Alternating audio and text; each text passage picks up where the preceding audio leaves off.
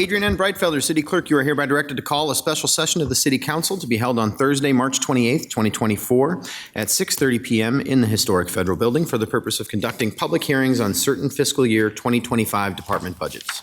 Thank you. Good evening and welcome to a special session of the Dubuque City Council for March 28th, 2024.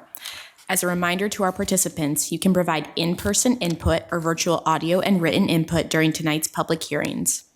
Input options during the live meeting include in-person attendees may approach the podium when the mayor asks if there is any public input for the public hearing they would like to speak to. Remote attendees can log into GoToMeeting using the login links, phone numbers, and access code that appear on the broadcast and live stream and posted on the front page of the meeting agenda. This option includes audio input and written chat input. If you are participating via computer, indicate which public hearing you would like to speak to in the chat function, or note that you would like to speak during the appropriate section. If you are participating via phone, indicate which public hearing you would like to speak to during the appropriate section. All comments, whether in person or virtual, must be accompanied by a name and address. Additionally, written public input is accepted by contacting the City Council directly from the city's webpage at www.cityofdubuque.org/councilcontacts and through the City Clerk's office email at ctyclerk@cityofdubuque.org. This information will be reiterated during the meeting. Attendance for the session is as follows. Mayor Kavanaugh. Here. Council members Farber. Here. Resnick. Here. Roussel. Here. Sprank. Here. Wethel. Here. City Manager Van Milligan. Here. Thank you. So we have our public hearings for certain fiscal year 2025 department budgets. Mayor Kavanaugh, I will turn it over to you to kick us off. All right, thanks, Adrian. Well, welcome, everyone. Glad you could make it tonight. Tonight we have presentations from Housing and Community Development Department, Purchase of Services, Public Works, and Economic Development. So we will start with the Housing and Community Development Department. So Alexis, you can come on up. Just so everybody knows the layout of the night, we'll hear a presentation from each department first. Usually I won't give it time. It takes a little while. We'll do a presentation there. And then I open it up to public input. So that'll be the opportunity for public input right after that. And then we bring it back up here for discussion and anything that we want to talk about with the budget. Just to keep in mind, I know you heard Adrian say it, but for the public input period, we'll do 30 minutes per department, basically. So it'll be 30 minutes of public input at that time will be the max. Try to keep your comments 5 minutes or below, please. All right. With that, Alexis, welcome. Thank you for being here. Good evening. I am Alexis Steger, Housing and Community Development Director. Tonight you're going to hear from several division managers instead of hearing from me. You hear from me throughout the year, and they're the ones really making all of the projects happen, so I wanted to make sure that they can talk about them themselves. But I am going to start with kind of the overall department. We do have a mission statement that focuses on neighborhoods, nonprofits, residents, pretty much anyone that you can think of that we can help. We go help. But we are working on our mission statement. So starting July 1, this will look a little bit different because we are starting to incorporate all of our new plans and all of our new goals into our mission statement. So look for an update soon. The Housing and Community Development Department has 36 full-time equivalent employees. We are broken out into several divisions. We cover the administration, and then we have the neighborhood revitalization groups, which is like your healthy homes, your lead and healthy homes, your home buyer programs, safe and healthy homes for rental licensing and inspections, and then we have our housing choice vouchers and our building and permit activities. So broken down there for you. We also have 6 citizen advisory committees that oversee that work. Some of the highlights from fiscal year 24, we did a lot with housing development incentives with the city council, and that has been going quite well. And now we're going to see those start breaking ground, a lot of permits and a lot of housing that is going to start this summer. We did update our urban revitalization districts to deal with some of the legislative changes from the Iowa legislation that was a little less favorable, so we got those done. We did reduce our rental inspection program cycle, which we'll talk about more later. We also were awarded a USDA grant, and this year we got fellowships up and going and are working on hydroponics. And then our family self-sufficiency program under Section 8, we rebranded that. It is now the Next Level Savings Program to get that back out and kind of revitalize how many participants and awareness of the program. Some of the things that we have coming up in fiscal year 25, we are implementing a new software for our permitting, licensing, and plan review, and that is going to help access for developers and contractors. It's also going to help us pull data, which is going to be really, really helpful, but the transition is going to take all fiscal year. So that is going to take a while before the public sees that. We have another Lead and Healthy Homes grant application is going to be coming due. We have that grant expiring. We are looking to start adopting the international building codes of 2024. So we'll be looking to get a lot of public input this year for that. And then we have a Resiliency Hub grant that we are working on right now, partnering with the Dream Center and other partners to make sure that we could do a renovation as well as something that used to look a lot like B Branch Healthy Homes.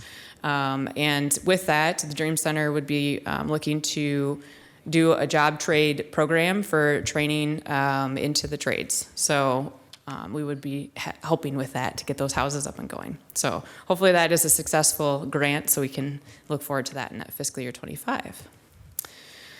Overall, our budget is mostly funded through the federal and state grants. So you'll see here that our net property tax support is only $736,000. We talked a little bit about incentives for housing, but this is a little bit about what that has spurred.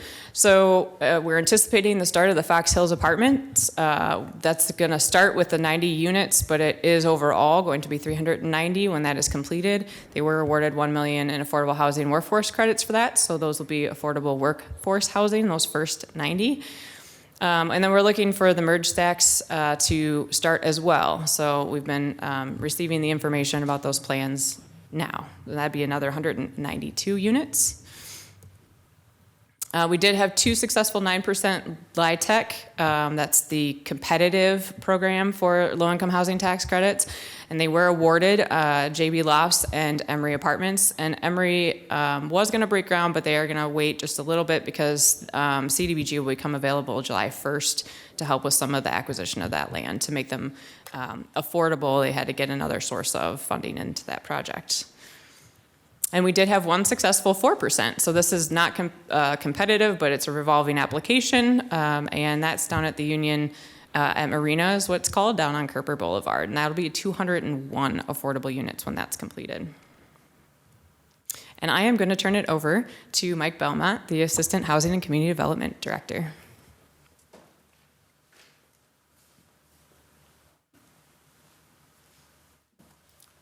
Good evening. Mike Belmont, Assistant Director, Housing and Community Development. Inspection and Construction Services is one of the divisions in the Housing Department. Within that, there's 2 primary functions. We do a lot of things, but we could kind of divide it into these 2 large items. The rental licensing and fees, Ben Potoff will be up in a minute to talk about that. What I'm here to talk about primarily is the permits and inspections for construction, both new and for existing remodels and renovations. Throughout the year we have, you'll see the number of permits in a little bit, but we have thousands of projects. Here are some highlights for the year. We had the Simmons Warehouse, the casino remodel started, of course the Milk House, everybody's familiar with that. But there's a couple of other pictures on here that I kind of want to point out because those are the big ones, right, that we talked about. But we do thousands of smaller projects, like replacing furnaces, decks on homes.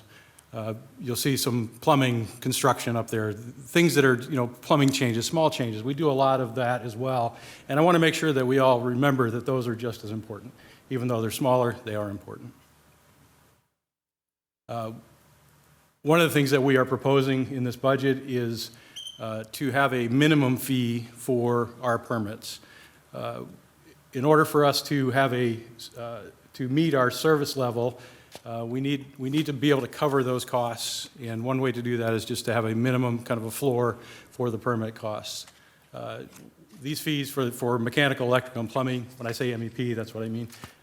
Those fees have not changed since 2016, and in 2016 it was just a 10% increase across the board.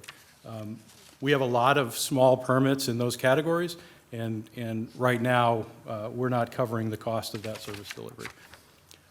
One of the other proposals that we have in this budget is to increase the demolition permit fees, and these will be fixed fees based on the category of the demolition.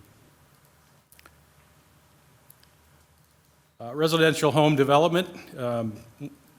This number is quite frankly a little disappointing. I think, as we all know, we had some interest rate increases, and I think that put a dampening effect on new home builds in 2023. However, you'll see there's a note at the bottom. As of March of this year, we had 16 new permits come in for new single-family or duplex projects. Compare that to 2023. This time last year, we had 3. So pretty significant increase. I think that's a good sign that we're back on the right track and that things are moving forward. We have a lot of available lots. You know, we've heard in the past that it's hard, you know, there may not be lots available to build in the city, but this says differently. We have, in existing subdivisions, we have somewhere between 320 and 335 lots. The reason there's a little gray area in there is because some people buy lots and then don't build on them, or they might buy a lot on spec, or there's some other reasons that we're not exactly sure what that number is. But in future, there's also future development proposed in a lot of these subdivisions, and that future development will bring another 121 lots into the picture. So I think we have an opportunity for people to build in Dubuque. This slide is a moving average. So what this shows is that the average is declining, but it also shows that in 2018 we had a really good year. You can see that the averages are dropping down pretty much across the board. This is for community in the surrounding community areas. Another 5-year chart just kind of shows what and you can see 2018 in Dubuque we had a really good year.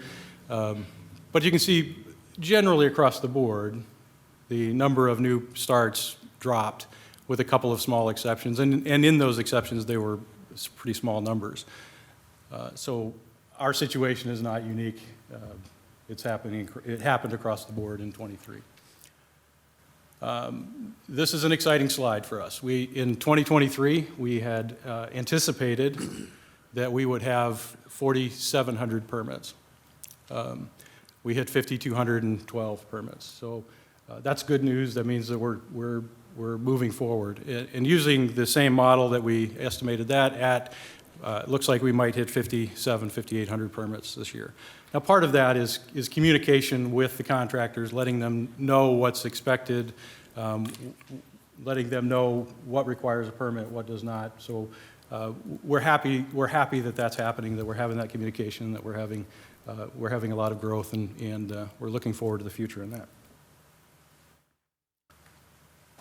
Now I'll turn it over. I told you before I was going to turn it over to Ben Potoff to talk about the rental aspect, and I'll do that now. Thank you.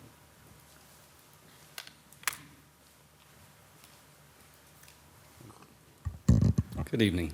Ben Potoff, Deputy Code Official for the Housing Department. Tonight I'll be talking about rental licensing and inspections and vacant building licensing and code enforcement. We do it, like Mike said, a lot of things. Those are some of my primary focuses. So our data on rental properties hasn't changed a lot over the last few years. We think it's going to change a lot in the next few, though, with the proposed developments. But you can see we've got about 1,350 property owners or managers. Those are unique property owners or managers. About 3,600 rental properties, and right around that 11,100 mark for rental units. In fiscal year 23, we hit 2,821 units for inspection, which is well above our target of 2,260.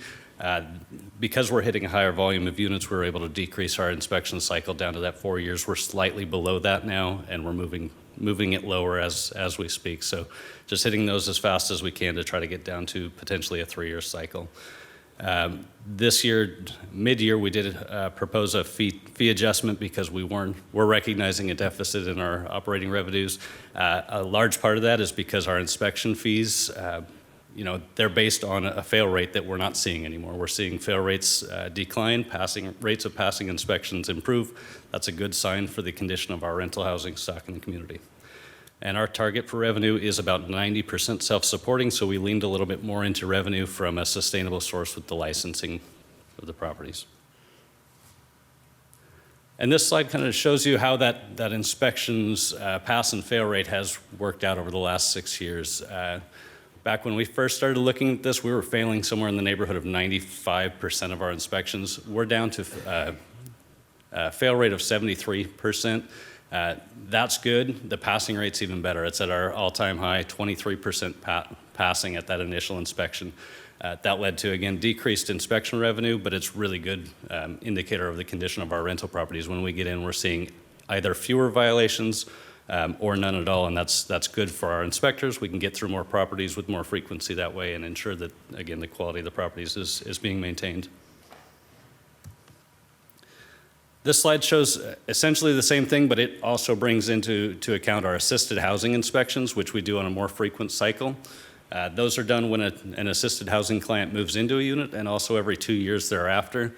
So as you might expect with more frequent inspections, more of those pass. We're passing those at a 34% rate. That ties in both the assisted housing and rental licensing inspections. So our overall pass rate is 34%, factoring all types of inspections in.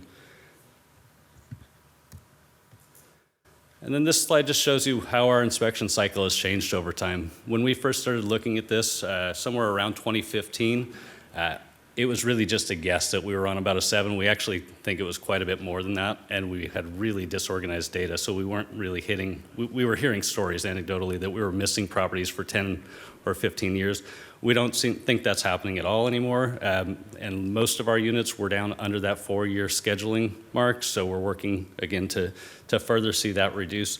How have we done that again? We've done it because you've granted us the resources to do it with additional staffing in 2016 and 2020, with software improvements in 2017, and now again we're working through the software improvement in 24, fiscal year 25.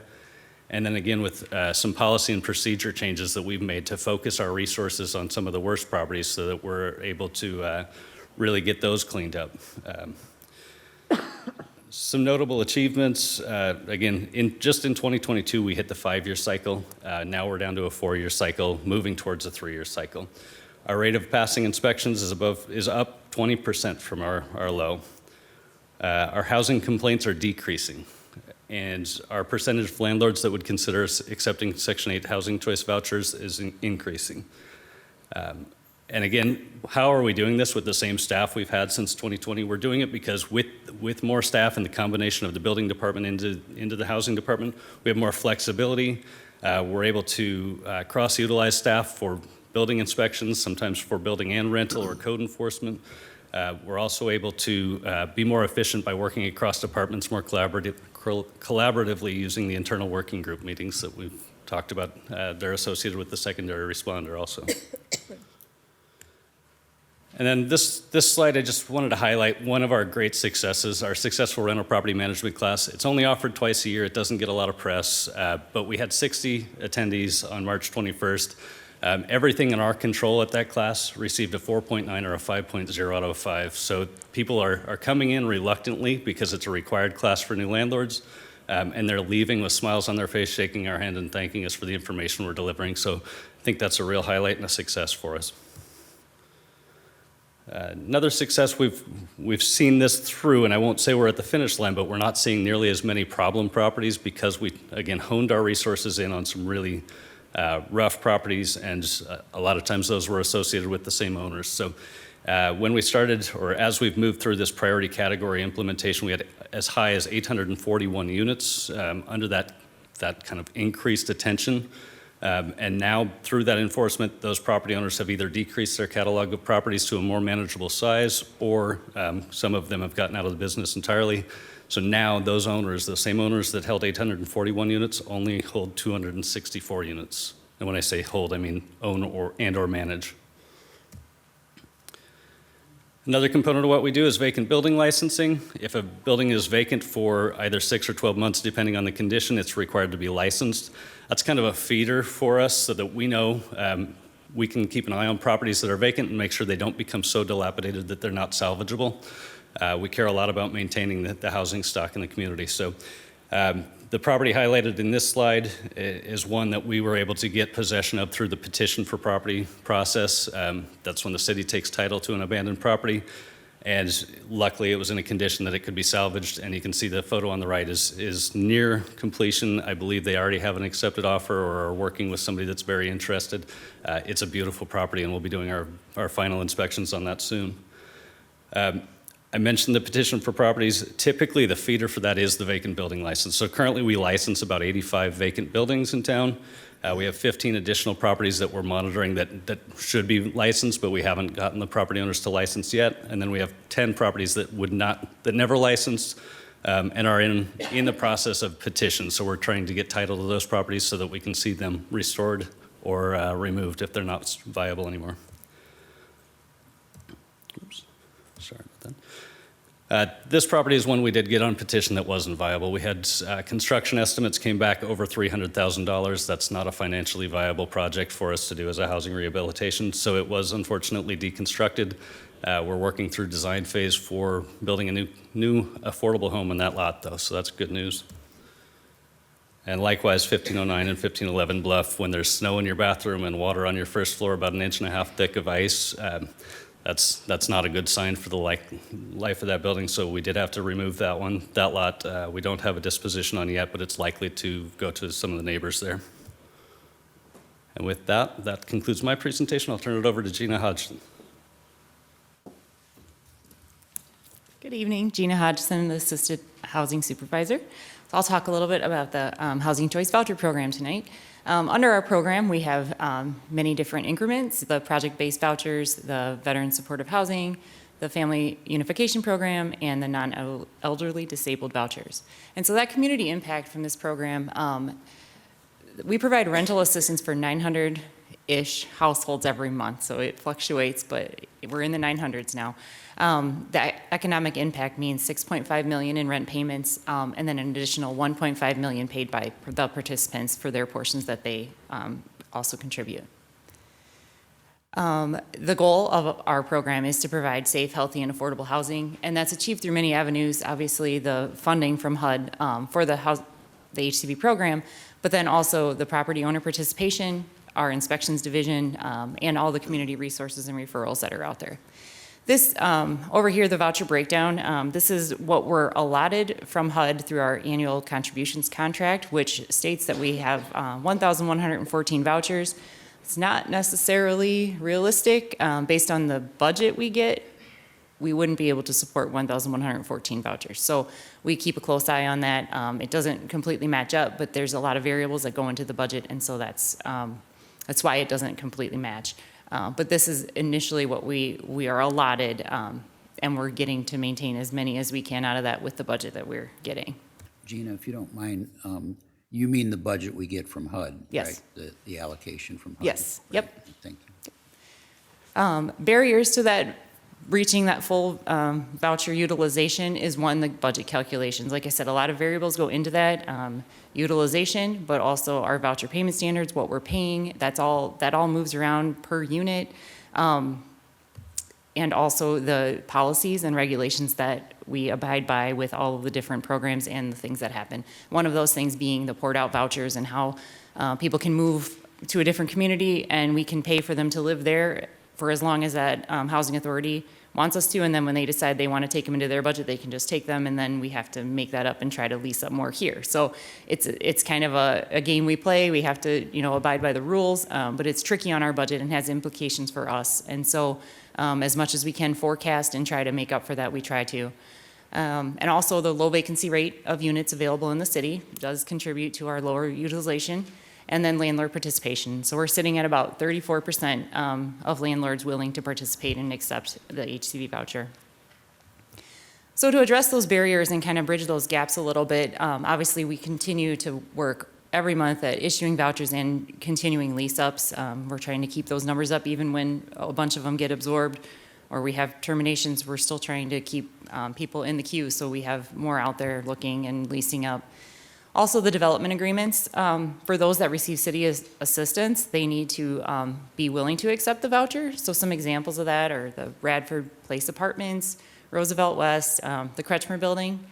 They all have units out there. The thing we do see sometimes, though, is that sometimes they're charging too much too much in rent and that our voucher payment standard can't pay that much. And so that kind of knocks our tenant out of being able to get that unit, unfortunately. And so to try to combat that, we earlier, actually last fall, we applied for a waiver from HUD to be able to increase what we can pay for a unit. So we got permission to go up to 120% of the fair market rate for voucher payment standards, and we got granted a 1-year waiver. And so that started January 1st, and it goes through December.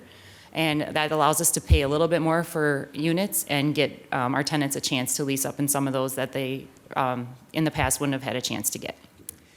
And then lastly, to kind of also try to help here is increased access of everything. So getting information at people's fingertips for landlords and tenants, online applications, status updates, online briefings, anything we can do to get the information to people and for them to be able to submit information to us, streamlining processes a little bit and letting us have a little better communication ability. And landlords also get more access online to their account information and real-time information. And finally, I'm going to talk about the Next Level Savings Program, which Alexis mentioned. This program sits under the HCV program, and it's the Family Self-Sufficiency Program, but HUD allows us to rename it, so we have renamed it Next Level Savings Program.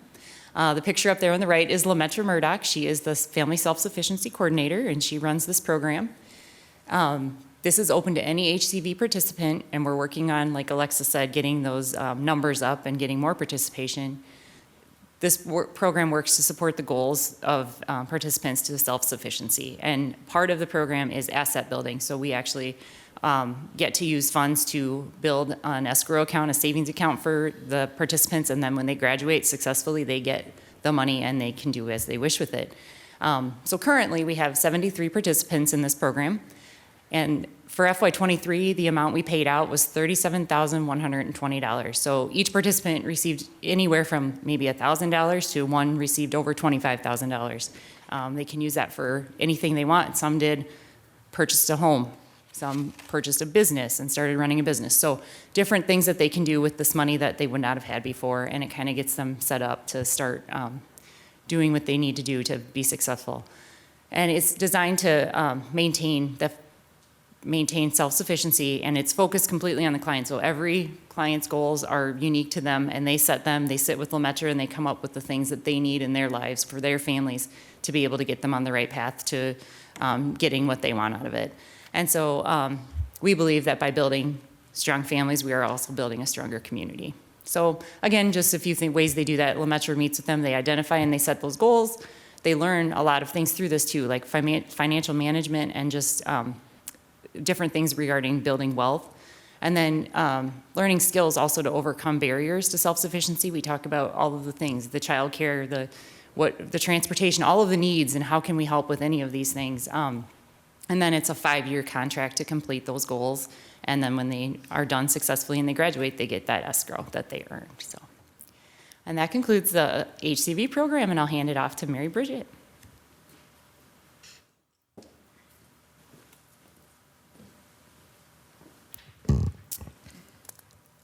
Good evening. My name is Mary Bridget Korken-Deutsch. I am the Community Development Specialist, and I am here tonight to talk to you guys about our Community Development Block Grant dollars, also known as CDBG, if you hear that acronym. So our Community Development Block Grant dollars, you can see our allocations for the last 5 years.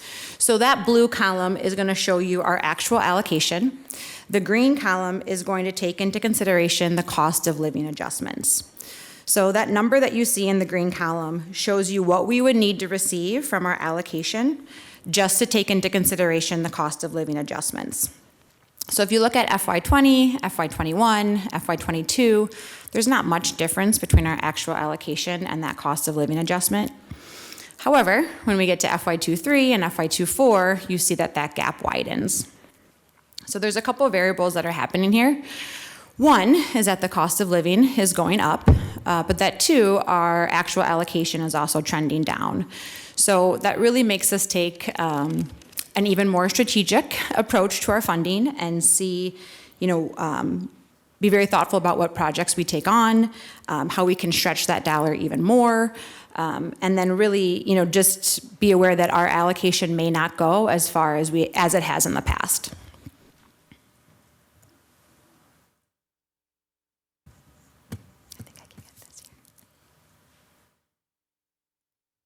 There we go. This next slide shows our Community Development Advisory Commission. So we want to recognize our commission members. They do a lot to support the work of CDBG in this community. We meet the third Wednesday of every month at 5:30 here in this building on the second floor. Again, they do a lot with our CDBG dollars to help us determine where those allocations go, read applications. So again, want to recognize that their service is appreciated and thank them for their service on our commission.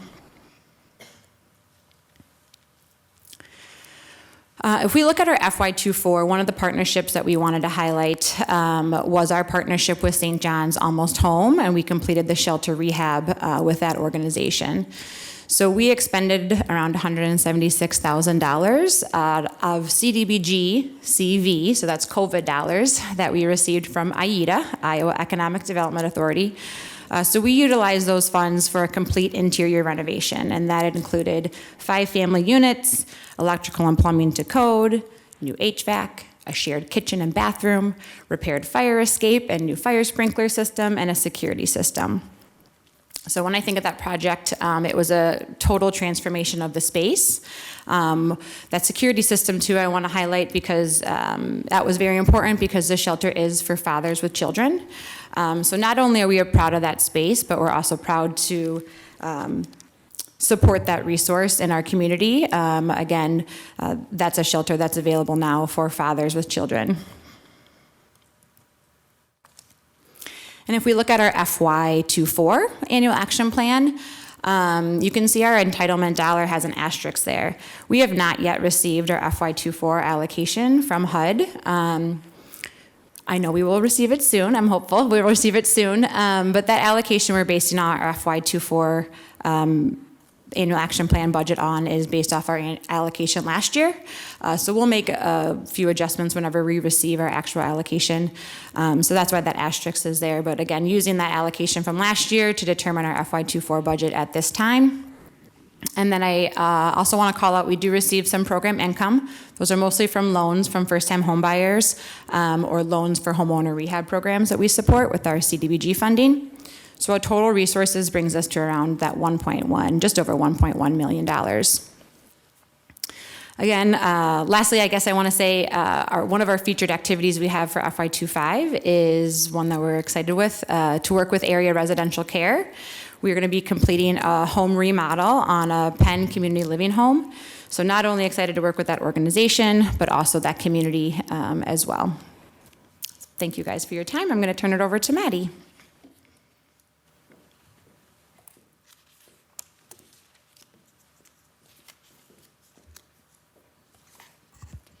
Hi, I'm Maddie Haverland. I am the Urban Development and Housing Rehabilitation Project Manager. I'm sorry that I just had to look at my notes for my title, but that's how it goes sometimes. So I'm excited tonight to share some of the great things we're doing with our community development programs in our little division. We'll cover all these projects that you see listed here. We are a small but mighty team of 4, and we're kind of like Taylor Swift in her Red era. We have a lot going on at the moment. Okay, thank you. I'm glad somebody laughed. Our home buyer loans. So fiscal year 23 was a banner year for these loans, a combination of available housing and unusually high income limits for our IFA funding source. Really helped to spur this 20 participants that we had purchasing homes. As you'll see there, 12 of these home purchasers were female head of household. We had 2 Black households and 1 Hispanic or Latino household. Additionally, we assisted 3 Housing Choice Voucher participants with down payment assistance, and all of those were female heads of household. We continue to offer 0% interest down payment loans up to $25,000 to assist with those down payments and closing costs, and we've assisted about 5 households this year. We do expect to see this number increase as we continue our marketing and education efforts. Of course, as the weather turns, that always helps. And then we also expanded our area for our IFA and incentives. And so what you would have previously seen referred to as our Washington neighborhood homeownership programs are now just called our home buyer incentive area loans. And so as you can see from the map on the slide, we've expanded up the Romberg and Garfield corridor and up the Windsor corridor. So all of these areas are now eligible for that $15,000, $20,000, or $25,000 down payment assistance. Another small piece of why we were not, why we may be a bit behind in our goal is that we had a staff turnover. So Carla Escobar, who was with us for several years, she went to Wisconsin for another opportunity in August, and then we welcomed a new staff person in December, and she has hit the ground running. So we're very excited about that. We announced our expansion of our area on Facebook in February after our new person had been with us for about 2 months, and we had almost 100 interest forms come in within a week. So we set her to work calling people based on the priority of their readiness for home ownership. So we asked them on this interest form, are you pre-approved by a lender to purchase a home, all the way down to, I'm interested in purchasing a home, but I don't really know where to start. So we prioritized those, and she called through every single person, and we actually have 2 new home buyers as a result that will be closing in April. And then the last thing I want to highlight on the bottom of this slide here is our partnership with Catholic Charities. It's a known barrier that credit readiness, credit score is an issue for getting people into homes, especially with interest rates as they are. A bad credit score is not going to help that at all. So we have a partnership with Catholic Charities to provide credit repair services. This is really cool because the person who's providing these services is a HUD certified counselor, which is not an easy course to go through or certification to get. So this is awesome because we have now a closed loop. So when we have someone come through the door who says, I want to buy a home, I don't know where to start, my credit's bad, we say, we have a person. And we send them to Catholic Charities, and then Beth is able to determine their needs, work with them, make a plan, stick with them, and then when they're ready, bring them back to us. So we're really excited to see what comes to fruition with that. We continue to provide homeowner rehabilitation loans at amounts up to $25,000 at 0% interest to assist with code violations, accessibility, and general repair. As a department, and with the help of the Public Information Office, we've also taken a look at our processes and are focused on improving the customer service experience. So one of these things for us, when you look at the housing department, we are trying to understand what the public sees when they look at us and they say, I have a leaky roof, or my handrail fell off. What do they see? Who would they come to? And so we started to understand that they might not know who to select, which program to select. So we created this home improvement programs interest form. And it's a centralized entry point for anyone who might need some kind of repair done to their home and need assistance with it. So program managers meet every Thursday morning to see what's listed on the interest form and then determine the best fit for where to direct that person. And we already have workflows established to make referrals or to try to braid funds when someone walks into a home, say through a grant program, and they can already immediately tell that they need a new roof. And they can say, we can't cover your roof, but rehab can. Let me make this quick referral so we can get another, the other inspector in there and maybe only have to bid the project once and reduce that burden of the homeowner having to reapply and submit all their income eligibility information. Oh, I did want to just mention on the last slide as well, it's not necessarily a rehab-related thing, but as Ben mentioned, on 2527 Washington, we are getting ready to hopefully release a request for bids to build our Dubuque house, is what we've been calling it internally. And so it's a home that we've designed sort of in-house with Shane Hooper has taken the lead on that. And it's designed to maximize affordability, energy efficiency, and functionality for low to moderate income home buyers. And it's designed to be scalable and replicable, so it can easily be constructed on any infill lots, utilizing existing infrastructure. We also hope that we can use it as an educational opportunity for folks as, the interest in energy efficiency and affordable housing increases. We can sort of use that as a model to show folks what we're doing in Dubuque and hope that it goes over well. I'm lost now. Oh, here I am. Okay. So we have a couple rehab partnerships that we're going to touch on. The first one is ANI, the Affordable Housing Network, or ANI, as I said. We have 3 development agreements with ANI. One is to provide a total of 11 owner-occupied housing units. They just completed and sold number 7 in March. That was 612 Lincoln, and it was a beautiful transformation. The next is to rehab and manage 15 affordable rental units, and they currently have 8 completed and another 4 that they just started working on. And finally, we have a development agreement on 90 Main Bishop Block. And so they've done a lot of work there, including replacing the roof, completely replacing the boiler and radiant heat system, and most recently installing mini splits in all units for air conditioning. And this last project was funded by CDBG. Next, we have the HEART Partnership. And so the HEART Partnership is between Four Mounds and the school district, and they do really great work. So students in the HEART program receive academic instruction in the classroom for half the day, and then they spend the other part of their day getting this real life hands-on experience working on these homes in Dubuque. And so the homes that they're working on are city-owned, and they require extensive rehab, and then they're sold to first-time home buyers typically. So currently we have 2 projects going. One is at 821 Garfield, and the other's at 514 Angela. Just to highlight the work that's been put into 821 Garfield by HEART, you've got some statistics on the slide there. There's been over 40 youth and adult workers through that house, over 26,000 hours worked. The students do get credits through an ICC, and they receive carpentry math credits through the school district, and then each earns a stipend. And so that HEART has a youth program and an adult program. So the youth program's been working at 821 Garfield, and the adults have been working at Angela.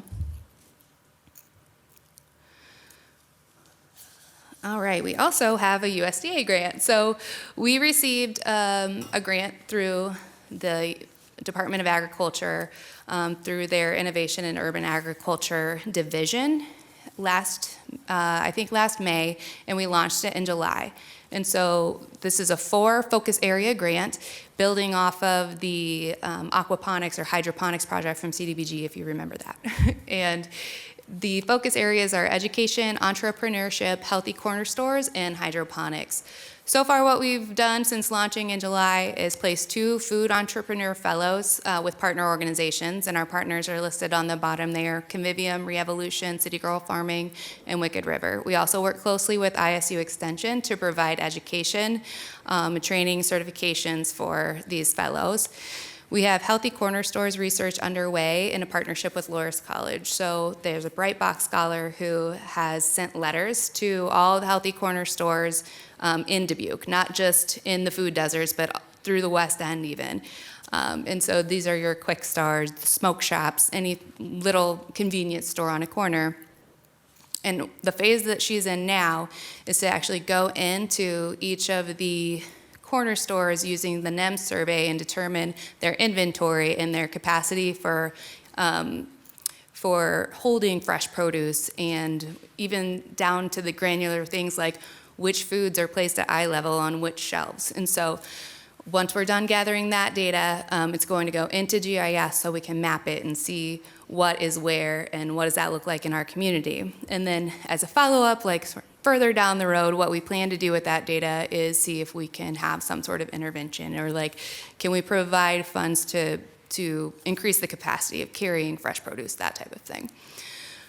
Another thing that we're also working on is, that we've actually worked with Farm Tech on, and they've already developed this, is the scaled home hydroponic systems. And so they have sort of 3 options for scale at varying price points of growing food hydroponically in your home or classroom. So we're excited to sort of launch that and assist with connecting teachers or households with funding to be able to get those in their home if they're interested.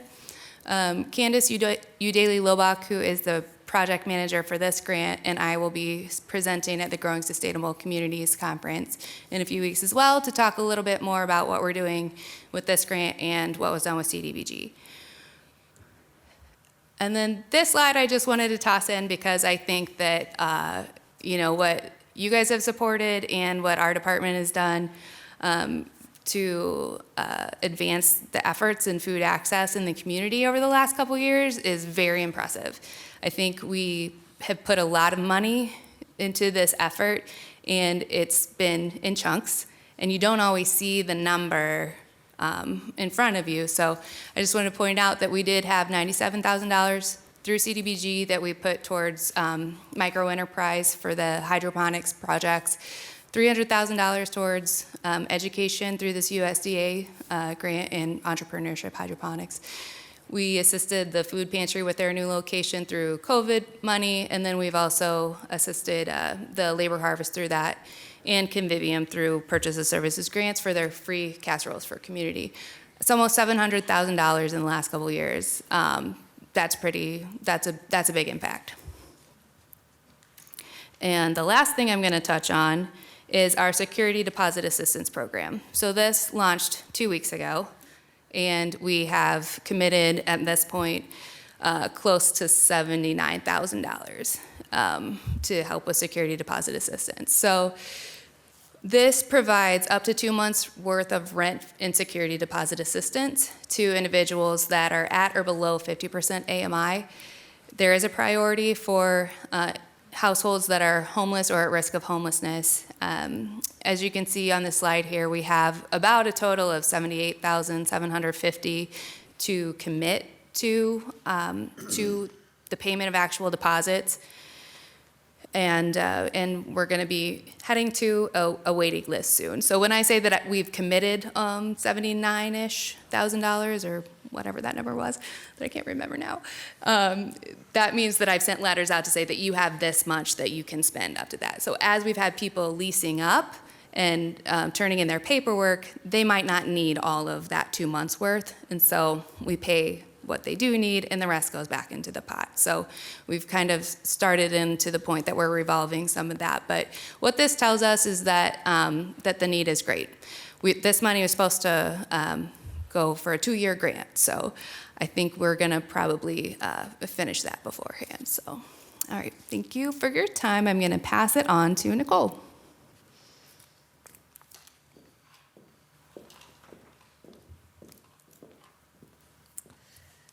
Good evening. I'm Nicole Lytle, the Housing Grants Project Manager. Tonight I'm going to talk to you about our Safe and Healthy Homes HUD projects that we are doing.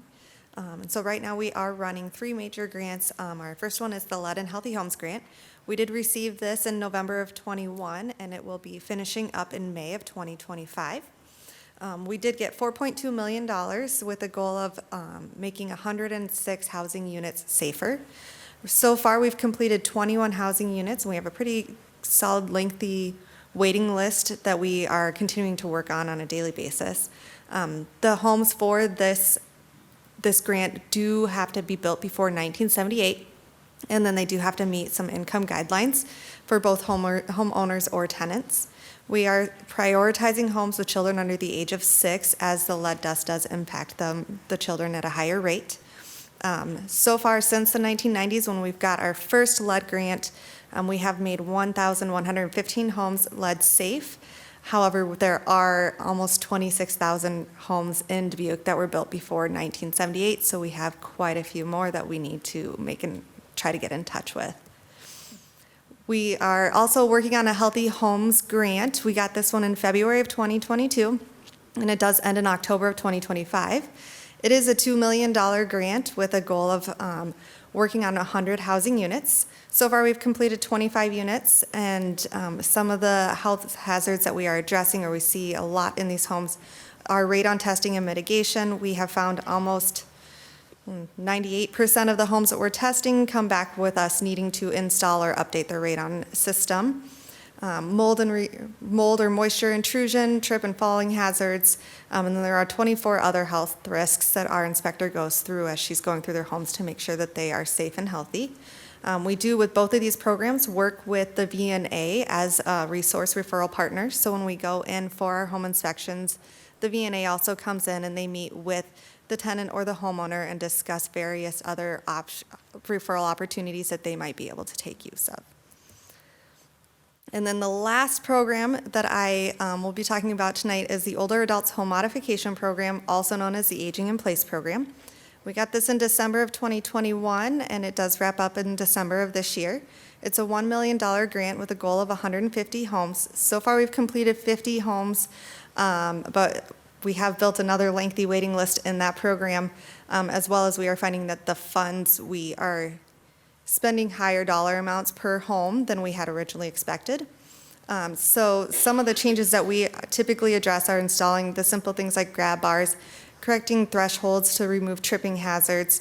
We've been doing a lot of motion sensor lighting in either the bathroom or under their bed, so when they get up in the middle of the night, they can see. Extending window blind cords and creating walk-in showers or tubs, or using bath cutouts. We do partner with Unified Therapy for this program, and their occupational therapists go in, they do the first home assessment with the client and help us determine the scope of work. And then we partner with Four Mounds after that, who does the construction, the job training for the work itself. And so now I will pass this back to Alexis. Okay, we're almost done, and I know housing's going over time, which is probably not unusual. But just overall, this is just things that are in our budget documents showing the money to support these programs. A lot of our grants are in our capital improvement program listing. Lead and Healthy Homes, we've talked about all of these. A couple that we haven't is the home ownership grants. That actually is our housing TIF. So those are the projects that come from our TIF districts, and they need to set aside at least 38% of the TIF coming in to help LMI households. And so those are the things that we use to rehab homes that don't fit within our other funding sources.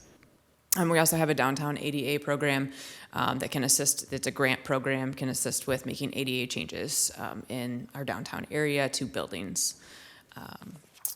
That housing TIF we talked about, we did to date in FY24 have spent just over $500,000 in housing TIF.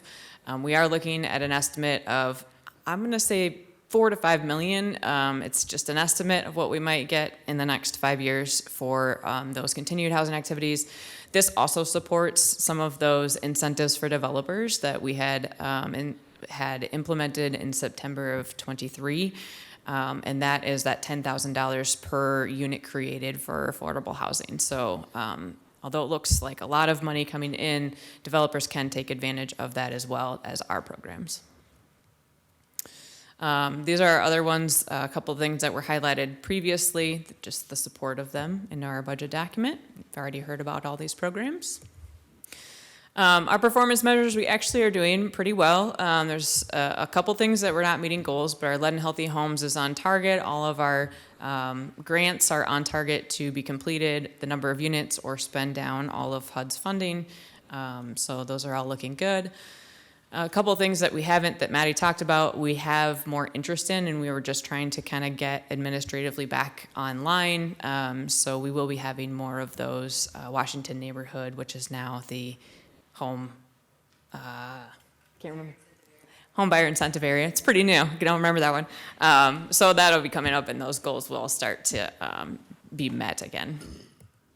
A couple of things I want to point out that we're still not meeting our goals, and we know this, is our number of landlords that are participating in the Housing for Choice Voucher Program. that's a continual effort. We're going to continue those outreach and education, trying to get more landlords on board with accepting housing choice vouchers. But the other one is just some of our voucher participant households and homeownership. We expected to have a few more of those. We did get 3 online this last year, which is actually a good increase for us. But we had a couple not, so jump off. We expect that number to go up because you can use your housing choice voucher to purchase a home. So we hope that changes in future years.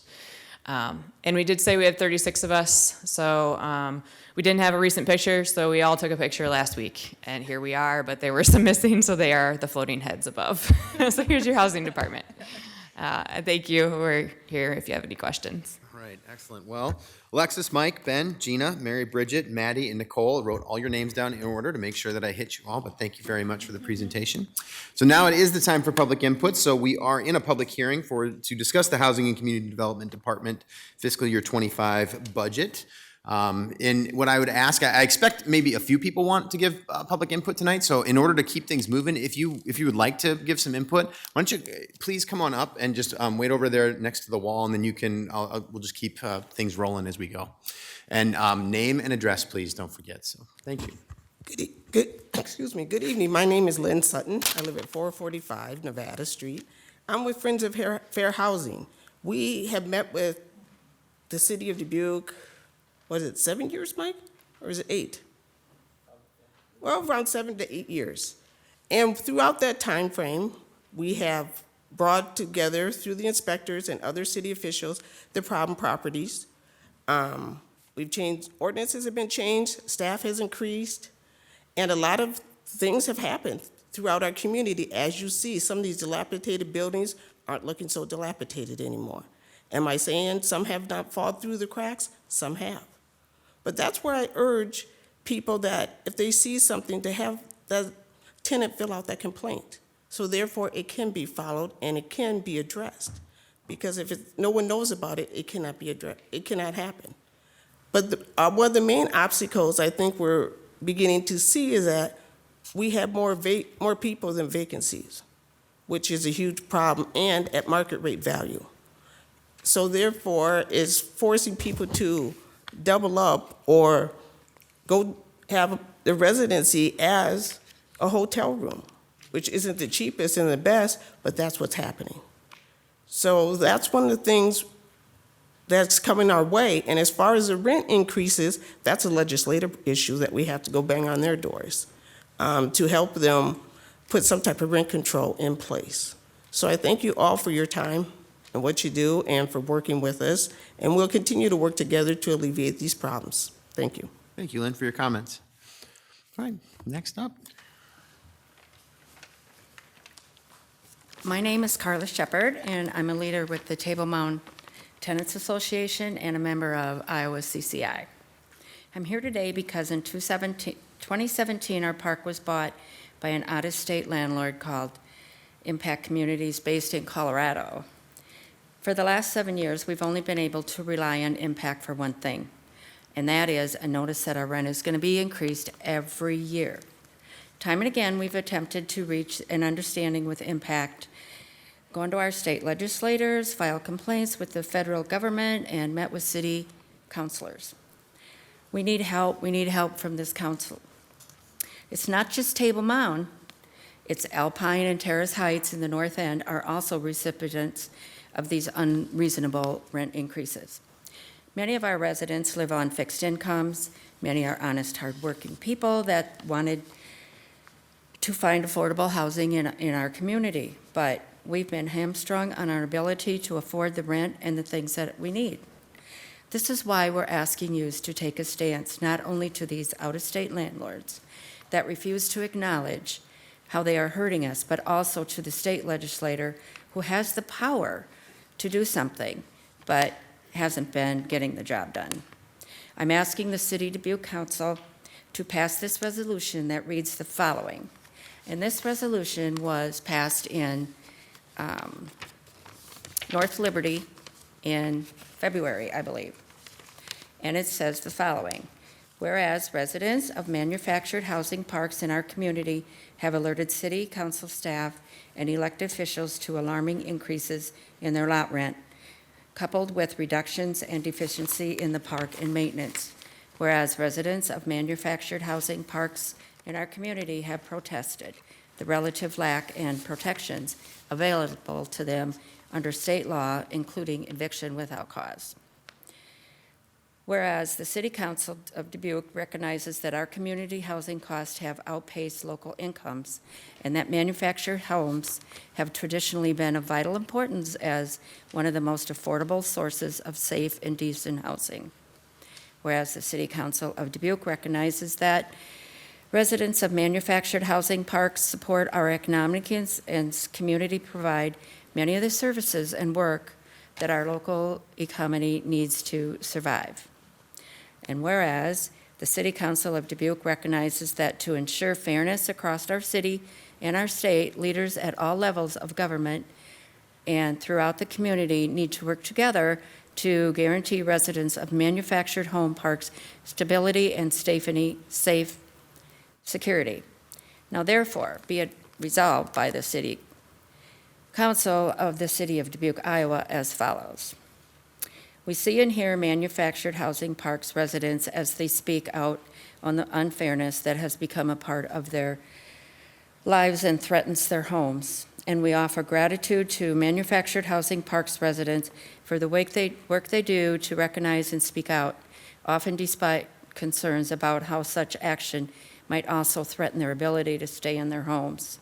And we add the voice of the City of Dubuque to the calls of the owners of manufactured housing parks in and around our community to reduce the amount of frequency of rent increases, restore park maintenance, and other services to the park residents that previously relied upon. We add the voice of the City of Dubuque to the calls for state elected officials to fix state laws to address the unfairness that makes so many of our residents at risk to unscrupulous practices.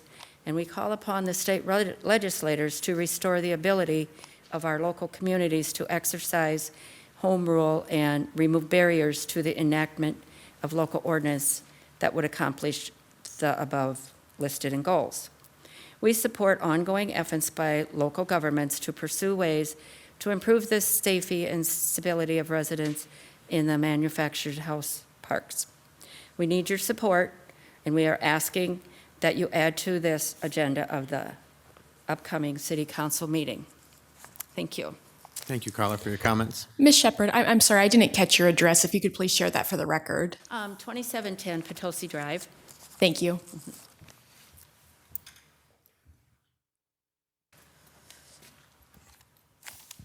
Good evening, council members, city manager. Tonight I stand before, Carla Anderson, 1131 Main Street. Tonight I stand before you not just as a representative of our community, but as a voice for those whose cries for help too often go unheard. I come to you with a plea for justice, compassion, and action. In our city, individuals and families are living in deplorable conditions, trapped in homes that are not just inadequate, but downright dangerous. These are not isolated incidents, but systemic failures that perpetrate cycles of poverty, despair, and suffering. I speak of the tenants who endure leaky roofs, broken plumbing, and pest infestations, not because they choose to, but because their landlords refuse to uphold their end of the bargain. I speak of the families who fear retribution if they dare to speak up, who live in constant dread of eviction, or other forms of retaliation. But tonight, I also speak of hope. I speak of the power we hold as a community to enact change, to right these wrongs, and to ensure that every person, regardless of their socioeconomic status, has the basic right to live in a safe and dignified environment. One critical step we can take towards achieving this goal is to implement more frequent inspections for rental units.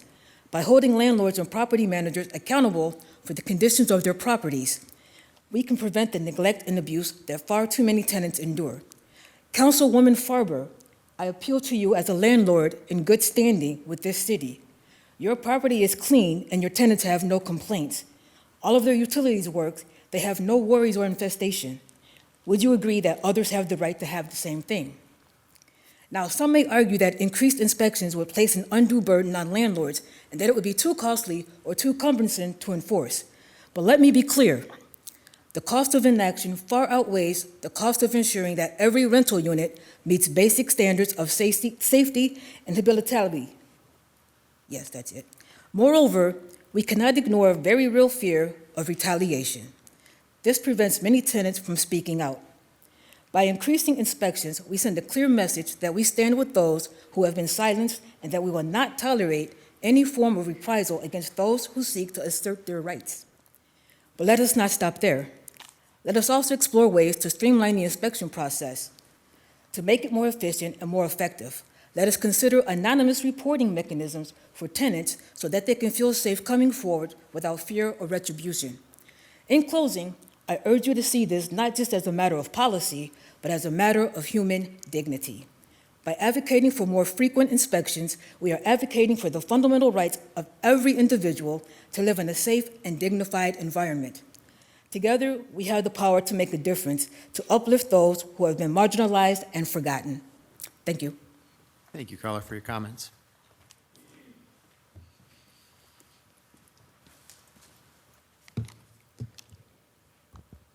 Good evening. My name is Shay Malloy, and I'm a current resident of Dubuque at 1349 Locust Street. However, I am here to talk about my former residence at 631 University Avenue. This time last year, I was living in a property owned by Ayman Al-Khadi. My partner and I were forced to leave over a month before our lease ended after the discovery of black mold. When we reported the issue, it took several days for anyone to even come to our apartment. When they did finally arrive, they did not come back to address the issue within a week's time.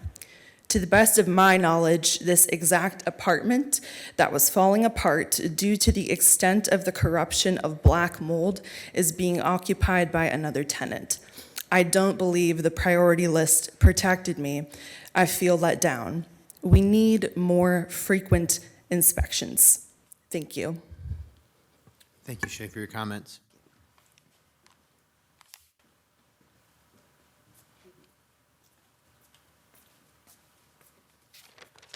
Good evening. My name is Gail White, and I live at 1630 Laurie Court in Dubuque. I'm a former member of the Dubuque Housing Commission and a member of the Iowa CCI.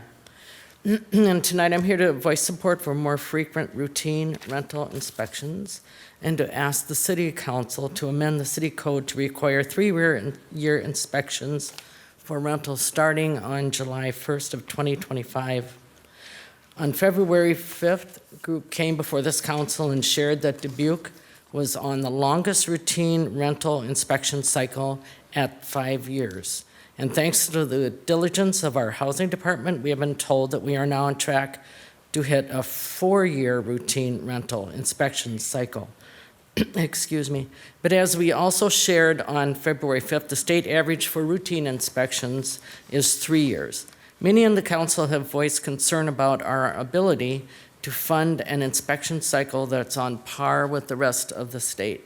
But safe and dignified housing is not a matter that should be prioritized when it is only when it's fiscally convenient. The ordinance we have drafted amends the city code to read, quote, all rental units are subject to regular inspection conducted no less than every 3 years for each rental property and follow-up re-inspection necessary, unquote.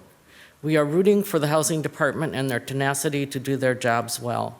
Passing this ordinance will ensure that starting next fiscal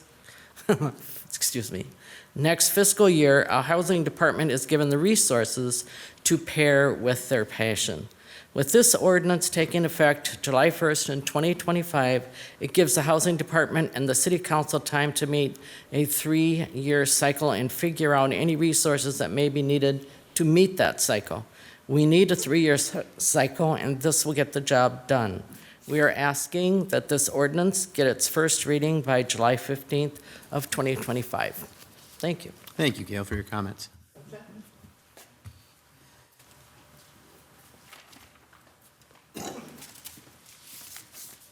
Hi, my name is Jaime Azagiri. I live at 1394 Locust Street. I'm here to add my voice to support for the Table Mound residents. I've been working with them very closely. We've been knocking doors in Terrace Heights and Alpine as well. And this is a David and Goliath story, right? This is a national corporation, I believe the third largest mobile home investment group in the company. And they're just residents, right? They're not lawyers. They don't have a ton of money, right? And what Carla Shepard said about mobile home residents is true, because I've been knocking doors in mobile home parks across the state. And these are folks on disability, Social Security, fixed incomes, hardworking people. And I have a lot of admiration for them, right? Because they're willing to stand up every day over people that have control of their housing, right? And say that they're not doing the right thing. Yeah, I mean, a rent that's doubled, more than doubled over just 7 years is not accurate, right? I mean, inflation only accounts for 67% of what their rent has increased. That's not right. You know, and so I think that this council should stand strong with mobile home residents, right, that are standing up against these Goliath companies, right, and add their voice to the supporters. Because we need our own Goliath in this corner, right? And we need it bad. Yeah, thank you. Thank you, Jaime, for your comments.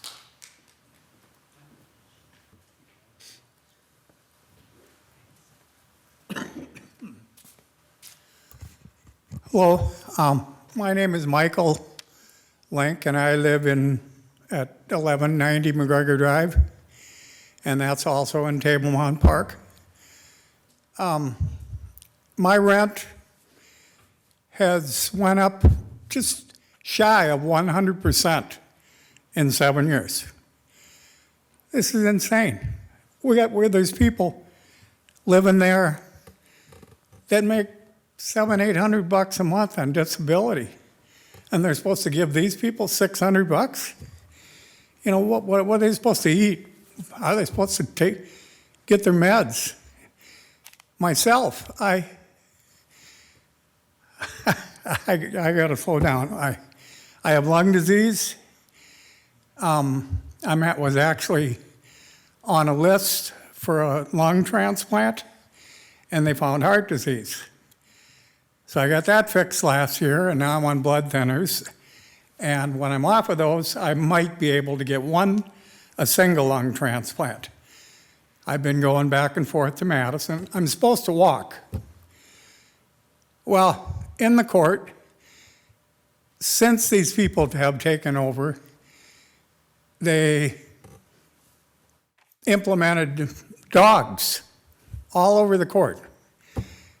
Now, they have a sign in the office that, you know, these are banned breeds, you can't have these dogs. It don't matter. Whatever they want to get, they get and they keep. And some people are really good about going along with the rules, and some people aren't. A couple weeks ago, I had a pit bull actually charge my pickup as I was driving out of the court. They're not supposed to be on tie-downs. So they're supposed to be walked by an adult that is strong enough to control them. I'm actually afraid to do what my doctor is telling me to do, because they put these animals in here for one reason: $250 a piece deposit. Now they're here.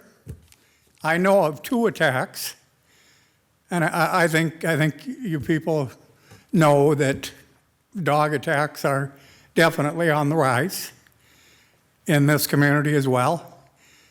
There's too many kids in a mobile home park. There's too many older people that need to walk for exercise, and not to mention the fact that you put a big dog in every trailer, they become more and more aggressive.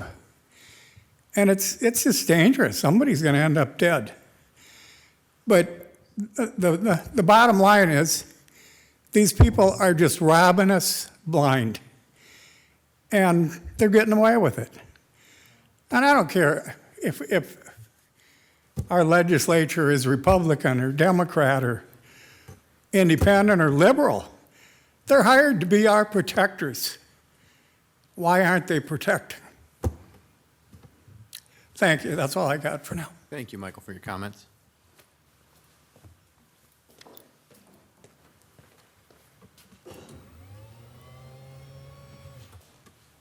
Accommodate for the tall person in the room.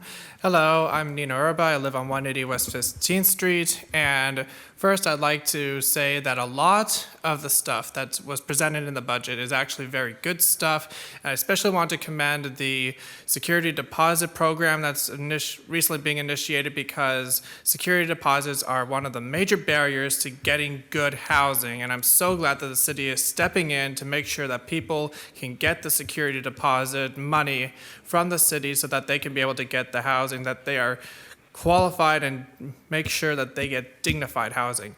That being said, I am so glad that the city also provided a detailed chart about the rental inspections and their average life cycle, because point blank, a 7-year inspection rate is appalling. Full stop. And I am thoroughly hopeful that you are acutely aware of what that means, because 7 years between inspection between units is embarrassing. It is shameful. And having it lowered to a 4-year inspection rate is not the achievement that you think it is, because as we had previously discussed before this council, other cities of similar size, think Cedar Falls, think Waterloo, think Iowa City, they have managed to achieve rates of 3 years. Some are even better than that. And what I am seeing with a housing department that used to do it at 7 years means that either the housing department's budget is either woefully inadequate for the housing stock that we have currently, or its funds are not being used in the most proper manner.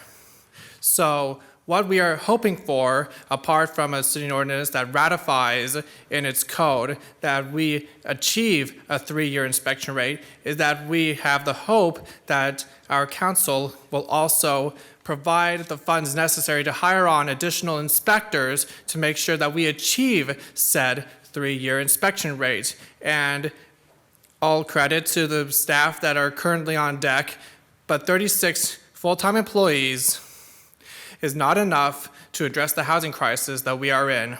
We are struggling to make sure that we have roofs over our heads and food on our table.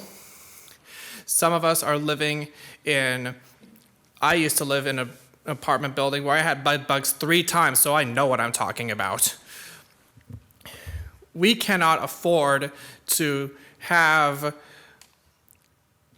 another 4-year inspection rate. We need 3 years, because we need to make sure that every inspection unit, a rental unit that is being inspected, does so in a fast and timely manner so that our housing problems are no longer as severe as they currently are now. Thank you. Thank you, Nino, for your comments.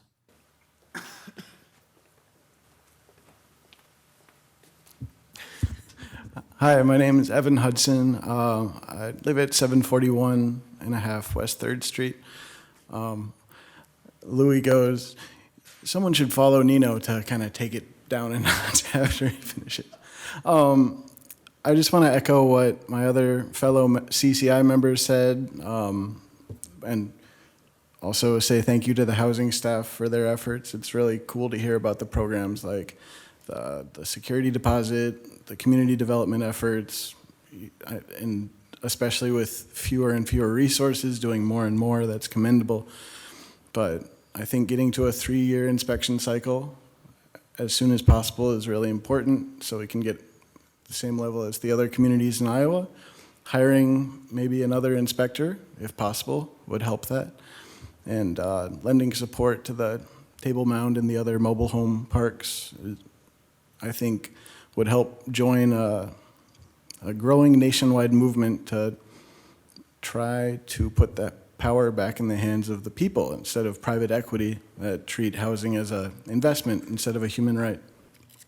I guess when I was looking at the numbers, it made me think about how hidden inside statistics are stories.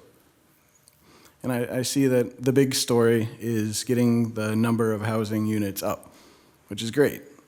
And it looks like there's some really great projects that are breaking ground, and the city is supporting those, and that's great. But in my capacity as program director for Dubuque Harm Reduction, I get to see the stories of people that are in the housing units that exist right now. And there's one number in the statistics that stuck out at me about how I think 70% of units fail inspections. And I think that seems high to me. I don't know. It makes me wonder about how do we help the people that are living in substandard housing? Because like Lynn Sutton said, when properties get brought to the attention of the authorities, then they can be helped. But I just feel like there's more that the city could be doing there. I really like Carla Anderson's suggestion of an anonymous tip portal, but then you have to let people know about it and make sure that people know that they have the power to have these issues addressed and make sure that landlords follow up. Anyway, you guys have a complicated job. And you too. Thank you so much. Thank you, Evan, for your comments. All right, so we're nearing the end of the 30 minutes that we have allotted for this public hearing. But do we have any virtual comments, Adrian? No one virtually. Nothing there, okay. Any last words from anyone? Any other comments here? Okay. All right. Well, thank you, everyone, for your comments and taking the time to be here tonight and have this discussion. So we will bring it back to the table for discussion, please. Yeah, Ms. Wethel. Well, I want to start by just saying that the knowledge of our housing department is exceptional. The baseline knowledge you must have to do your jobs and know the programs, and then try and make sure our community learns about the programs, and then enact the programs, and then make sure the money comes through. It's just such a process I cannot imagine. And so thank you for all of your hard work. Clearly you work as a team and work collaboratively with so many important partners. It's just really commendable, so thank you. Thank you too for everyone who's come. I know that there's other places you'd probably want to be on a Thursday night than having to come here and advocate for yourselves, but I commend you for doing it. As a healthcare provider, when I hear about housing, I think about the health of someone's housing. When we consider the health of both children and adults as it relates to housing, we consider the frequency in asthma and lung disease exacerbations. That includes exposures to allergens such as molds, rodents, insects, and we consider exposure to lead levels and peeling paint. The National League of Cities has taken a strong and proactive stance on healthy housing. As part of the NLC's Institute for Youth Education and Families, the George Washington University School of Public Health prepared the paper, Advancing City-Level Healthy Housing, Policies, Programs, and Practices in Asthma and Lead Strategies for Progress. In it, emphasis is placed on targeted registration and inspection, performance-based rental licensing, third-party violation reporting, and rent withholding mechanisms for enforcement. Leah Ford, a Healthy Housing Fellow at the Institute for Youth Education and Families at NLC, in January of 2023 authored a paper titled How Cities Are Shaping Policy to Better Ensure Healthy Housing. In it, Ms. Ford dives into approaches, including proactive rental inspections. Quote, instead of waiting for tenants to complain, these inspections are designed to prevent harm and hazard from happening in the first place. Ms. Ford also reviewed the stance of the National Center for Healthy Housing, which referred to these proactive inspection programs as a way to, quote, shift the burden of code enforcement from reliance solely on tenant complaint to a more prevention-based, equitable approach to improve housing quality. The National League of Cities also has presented specific municipalities and their own code and programming as gold standard examples. In Rochester, New York, a certificate of occupancy including inspection is required for all mixed occupancy and multiple dwelling units every 3 years. Performance-based rental licensing is felt to improve healthy housing, according to NLC. Brooklyn Center, Minnesota, is another example held up as a standard by NLC, with the maximum time between inspections in all tiers being 3 years. Information provided to us in the last year has shown that our inspection cycle has more recently gone from 5 years to 4 years. In our region, 3.04 years is the average required length of time between inspections of 14 like cities ranging in population from 39,000 to 211,000, calculated by excluding Dubuque. If we remove outliers of population less like ours by excluding Des Moines, Cedar Rapids, Davenport, that number drops to less than 3 years as maximum time between inspections. Safe housing affects Dubuque's most vulnerable families. If we examine the landlords who are considered priority category, meaning they have 3 municipal infractions reported in the last 12 months, it is estimated that 80 to 90% of those properties lie in low to moderate income census tracts, with many being some of the oldest properties in our city. We have heard in this room the stories of residents who feel intimidated by landlords, and residents who have experienced retribution from landlords after a report has been filed. Retribution that we, as a council, we have learned we have little ability to prevent by law. This is an issue of equity and protecting our most housing insecure.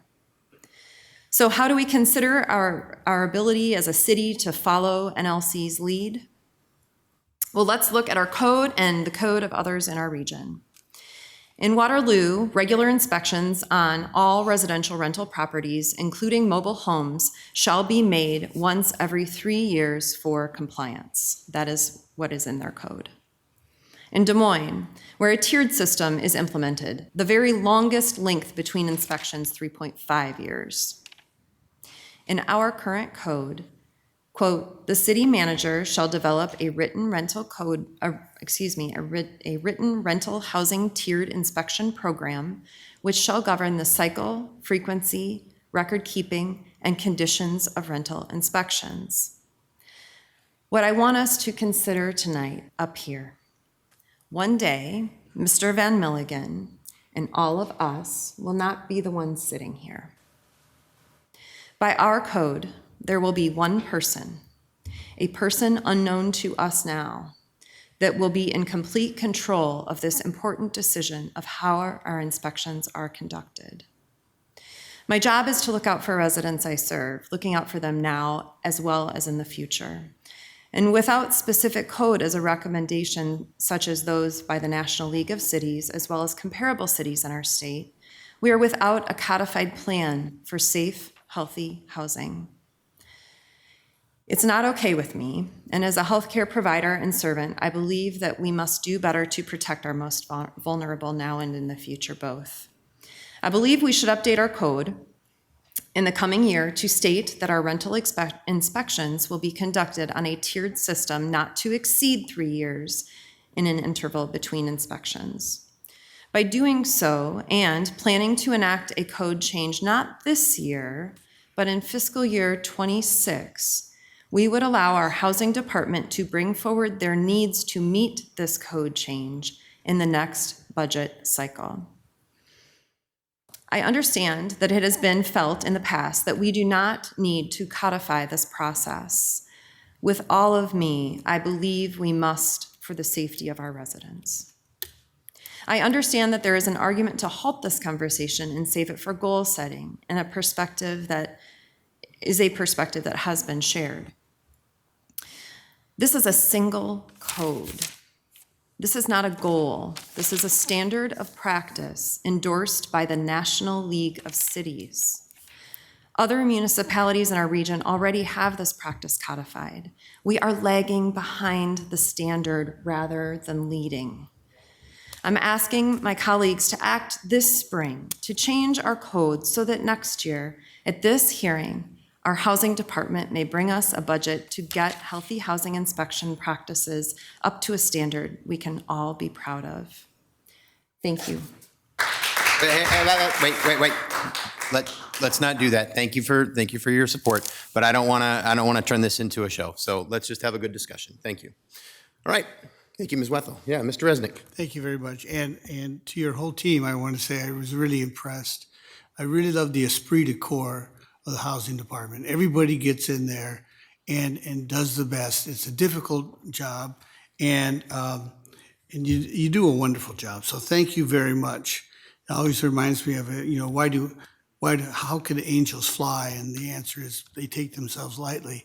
And you take your job very seriously, but obviously when you're up here, you're enjoying and you leave yourself personally out of it, but you get a lot of work done. So thank you very much. My question is about the family self-sufficiency program. And I was reading through this and it's great program. But yet we've had you've talked about this, that there are a lot fewer people using it. And I looked at, it's a contract for 5 years. And today, there's a transitory nature of financially challenged individuals, many at least. And a 5-year, I remember there's a time I couldn't say, well, I'm going to be in a certain community for 5 years. Is that part of the issue? Is the term of 5 years?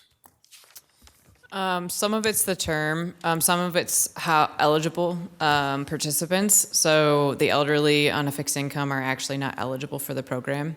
And we have almost 50% of our vouchers are elderly or disabled individuals that cannot work. Part of the program for family self-sufficiency is increasing your income. So those that cannot do that can't participate.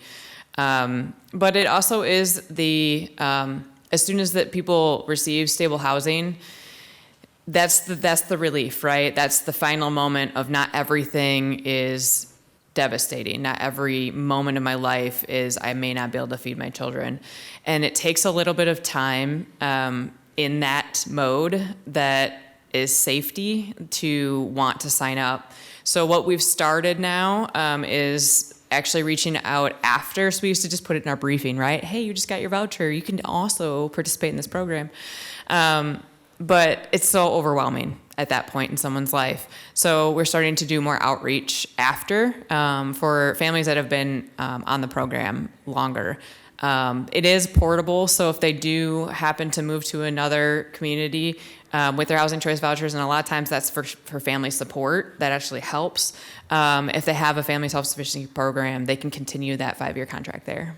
Oh, great. I didn't know. That is very helpful, isn't it? And I know we just had a presentation by the Office of Shared Prosperity and Neighborhood Support. And I'm sure they are partners of yours, aren't they? And they also work to get that word out about that program and other housing programs, correct? Yes. Yeah. So super. Thank you for your answer for that. Thank you, Mr. Mayor. Mr. Spring. Thank you to Housing and, of course, for everything that you guys are doing and for the folks that came tonight.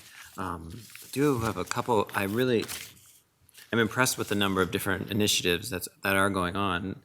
So thank you for doing all those. But I do have a couple questions. Theoretically, if you were to try to get to a 3-year housing inspection, what would your department really truly require to get to that point? And it wouldn't be, theoretically. So right now with the staff that we have, we do think we're going to get really close to the 3-year, and we're working our way down right now in that cycle. So we're just below 4. We hit 4. We're moving forward and under it now. Our goal is to continue to drop that at least until we hit 3 and then come back and be like, hey, we hit 3. We think with the staff that we have now, we can do that. But we're also always bringing you creative ideas. So, we have other communities that do different types of rental cycles, rental tiers, performance-based, inspections. And so we're kind of rolling around with another idea of how to get that even further down for other properties and make it a little more performance-based. So we're kind of working on that idea now. We've been formulating what that looks like. You got to run a lot of data. We're also switching software, so it takes a little longer to run that data. So I think right now in fiscal year 25, with the staff we have, I think you're going to see us get to very, very close to 3, if not 3, and come to you with some creative ideas. And I have a couple more questions regarding those 861 new units that are going to come in about a year to 18 months, theoretically. So what does that inspection process look like? Sure. So when they come online, before they get their certificate of occupancy, they have to meet all the codes. So that serves as their initial rental license inspection. You got your code, you're good to go, you can go. So we won't see them again until they hit their cycle. So all of those units will come into cycle 3-ish years from when they're built if we continue down the path that we're going. It is a lot of units to come online at one time, and a lot of times we don't want to do all of their units at once. It's a burden on tenants as well as landlords to do multi-units all at once. So we would have a system to kind of build them in as we go. Newer units usually don't need as much attention right away, but they do hit the cycle right off the bat with our programs. So like that Fox Hills one where there's 13 separate buildings, you're gonna have to inspect every individual unit. I mean, clearly they're probably gonna have one building ready, then probably another building. And is that how the inspections for all of those would work, or would you? Yeah, that actually helps us stagger them when they build slowly. That's helpful. Get us treatment occupancy. We could do those 90 and then get another and do those. So that does help us. It's when we get those big 212, 201, those, it'd be hard to all do at once. And so we try to stagger those within quarters within the year in which they'd be due. You also mentioned the new building codes, like the 2024s. How much do you think those are going to affect what's basically with landlord issues and such? Are those dramatic changes, or are they subtle, or do they vary? Mostly subtle, and most of our rental license codes are under international property maintenance codes, and those change even less than the other building codes that you see, the MEPs. So those, we don't see a lot of changes in code years. So. Thank you. Those are my questions for that. And then the question for kind of, I think, council or probably the mayor is, if we were to ever discuss a resolution, how would we discuss that? That's probably not a tonight issue, or so. Yeah, it wouldn't be a tonight issue. I mean, I'm happy to hear your ideas on, if you agree with going in a direction like that, that would be something we could talk about openly. But as far as presenting an actual resolution, it would be something I'd entertain from any council member to be able to present as a possibility. Okay. All right. Those were my questions on that right now. Okay. Ms. Russell. Thank you. So many great programs that help a variety of people with a variety of needs. And the first question I have is on the new security deposit program. So how does that work when you move out of your apartment and you may get your deposit back? Do you give it back to the housing department to reuse that money, or how does that work? Nope, the program as the state wrote it, so we get the money from the state, Iowa Finance Authority, is that they get to keep the money. So if they keep their unit pristine, they get all of it back. They get to use that for their next security deposit, their down payment for whatever. So that goes back to the applicant that received it. That's awesome. Great. And my second question is, since this is something, the cycle of inspections is something that's so important, and you talked about what a lot of different communities do, and Mr. Potoff talked about a lot of the things we're already doing in his part of the presentation to move towards that 3-year cycle. I wondered if maybe we could just think about having perhaps periodic updates from you as far as what you're finding to move towards that, and to keep us updated so that perhaps we can kind of have a dialogue and allow additional public input to see how we're moving towards that goal. I think an ongoing discussion would be really helpful. Just a thought. Thank you, Ms. Roussel. Ms. Farmer. Mr. Mayor, yes. So thank you very much for your presentation. You guys really do a lot of multitasking on behalf of the public service that you provide, so thank you. And I want to just address, and thank you to all of you who came tonight to talk to us about housing stability and the right for housing and for a comfortable living and healthy, stable apartment living. I did notice in your performance measures that you have projected about 3,500 inspections in 2024. And if I take a look at the number of units, which is 11,100 more or less, that is almost a 3-year cycle right there. So statistically, I think you're on a good path, and I think you have talked about that as well. And then I also wanted to mention that when Ben showed the chart, which indicated a high percent of failures on inspections, I think I've failed almost all of my inspections, but it was because there might have been a code change where in a bathroom, I all of a sudden had to have a ceiling fan for air circulation, or I had a window that maybe needed a new opportunity for it to go up and down because it was a historic window and the sash was broken or something. So a lot of that reason for failure is just very minor. And I think I have great appreciation for the talent of the inspectors because they are very, very aware of what is important for the safety of the tenants. And I was very impressed with how quick, as soon as I could fix something, that I could do it online. And the response was, fine, see you in a few years kind of statement. So I just wanted to share with the folks that this is really a very interactive process, and it is quite easy. And the more you do, the less you have to do the next time. And so they are very, very professional about what they do and how they represent it.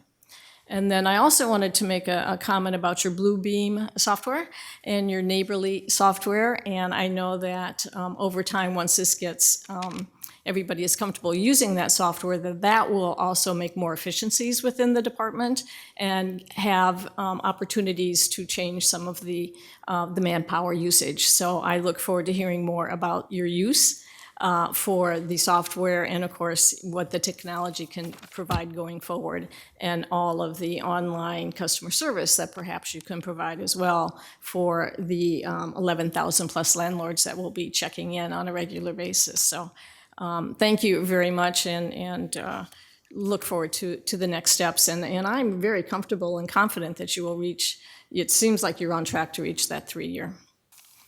So thank you. Thank you, Mr. Mayor. Mm-hmm.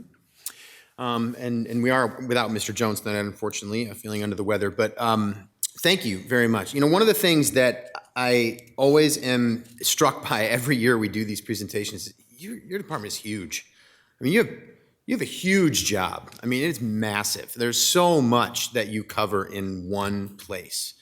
And so much of that budget comes from so many places. I mean, you pull the fact that I think it's important to point out the property tax asking that you have for your department, for the purpose of this budget in our general fund and those types of things is not actually that much compared to a lot of other departments because you pull from so many different funding sources to get that done. There's a frustration in that, and you've heard me go off on HUD a few times. I'll be calm tonight about that, but I mean, what is the deal with some of the issues that I really don't understand? I mean, Gina, you said some things, and it really made me scratch my head.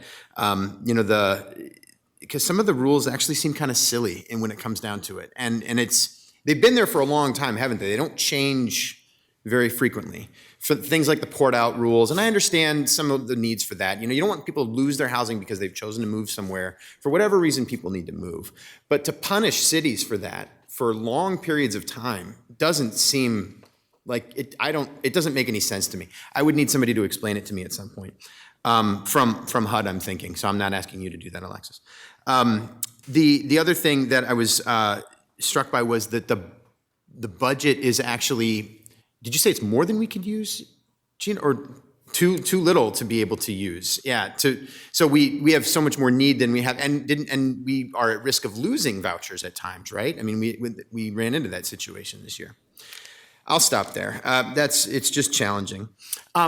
Mary Bridget, I have a question for you specifically. Since we had a team approach, I might ask a few of you to come up, so I apologize. You had one slide that had the CDBG funding on there, and you said we lost some over the last couple of years, but I wasn't clear on why we lost it. It's just the allocation. So actually, the federal allocation is going down, and there's actually more entitlement cities. So there's a chart from actually on HUD's website that will show you that, where it's like the overarching allocation is going down, and there's more entitlement cities that receive funding. So that's my understanding. Alexis, correct me if I'm wrong, but everyone's, that's my understanding, like everyone's allocation is going down. It's not just because of, us. Got it. It's not that just makes a lot us. of sense. That's really helpful. So it's the allocation from Congress to HUD. Exactly, yes. Getting So back that to us. entire allocation is going down. At the same time, more communities are eligible for the funding. So Okay. that supply-demand issue sort of That's thing. incredibly helpful. Thank you very much. You're welcome. Yeah, appreciate that. That's Okay. the only question I had for you. So Okay, sounds good, thank you. Thank you. Okay, the other question I had, so Alexa, actually, Ben, would you mind coming up? We'll continue with musical chairs. And I know we've gone really long for this, but obviously lots of interest, big discussion. I think this is useful. You talked a lot about inspections, and I wanted to ask some inspection-specific questions for you. First of all, do we have an anonymous reporting capability? We do, yes. It's a little challenging though, right? If somebody complains about the interior condition of a unit, we need to make sure that that complaint's coming from a reliable source and not from a neighbor that wants to mess with the tenant that lives across the hall. So we try to vet those and make sure that it is someone with a specific knowledge of the interior of that unit, and that we're not, being a party to a harassment case. Yeah, that's difficult, isn't it? I mean, and there probably isn't. Is there a better way to do that that you've heard of? No, I mean, I guess more frequent inspections is the goal, right? So we're on board with that. We think getting down to a 3-year is going to be a good thing, or like Alexa said, getting an even more creative solution that we hope to bring to you.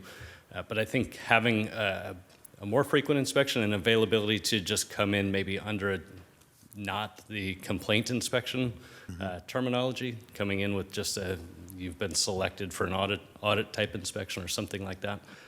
We are trying to get extremely creative. We are hearing a few cases of retaliation. We've started tracking those as I've been working with some of the folks from CCI, and we're trying to pin down what we could do differently to make it less of an issue.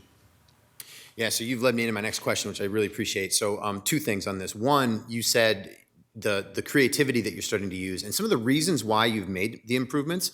I didn't realize that including the building and inspections more collaboratively with your department is actually helpful for this reason too. That's really good to hear. I'm glad that type of, that movement is actually really useful for this particular purpose. Because I have heard you say, like you just said now, we want to get to a shorter inspection cycle. That's the goal. And we're finding our way there. And I was actually, one of the reasons I wanted to have this discussion in the context of this shorter inspection cycle discussion that the community has brought to us here was because I wanted to hear some of these things. I wanted to hear about this data that you have and where we are. So you're saying we're close to 3 years. How close? I mean, do you have it? And I'm not, everybody, we're not saying that this is when it's going to happen, okay? I'm just getting an estimate, like, what do you think? I believe my permits clerk gave me a projection of next spring. So Okay.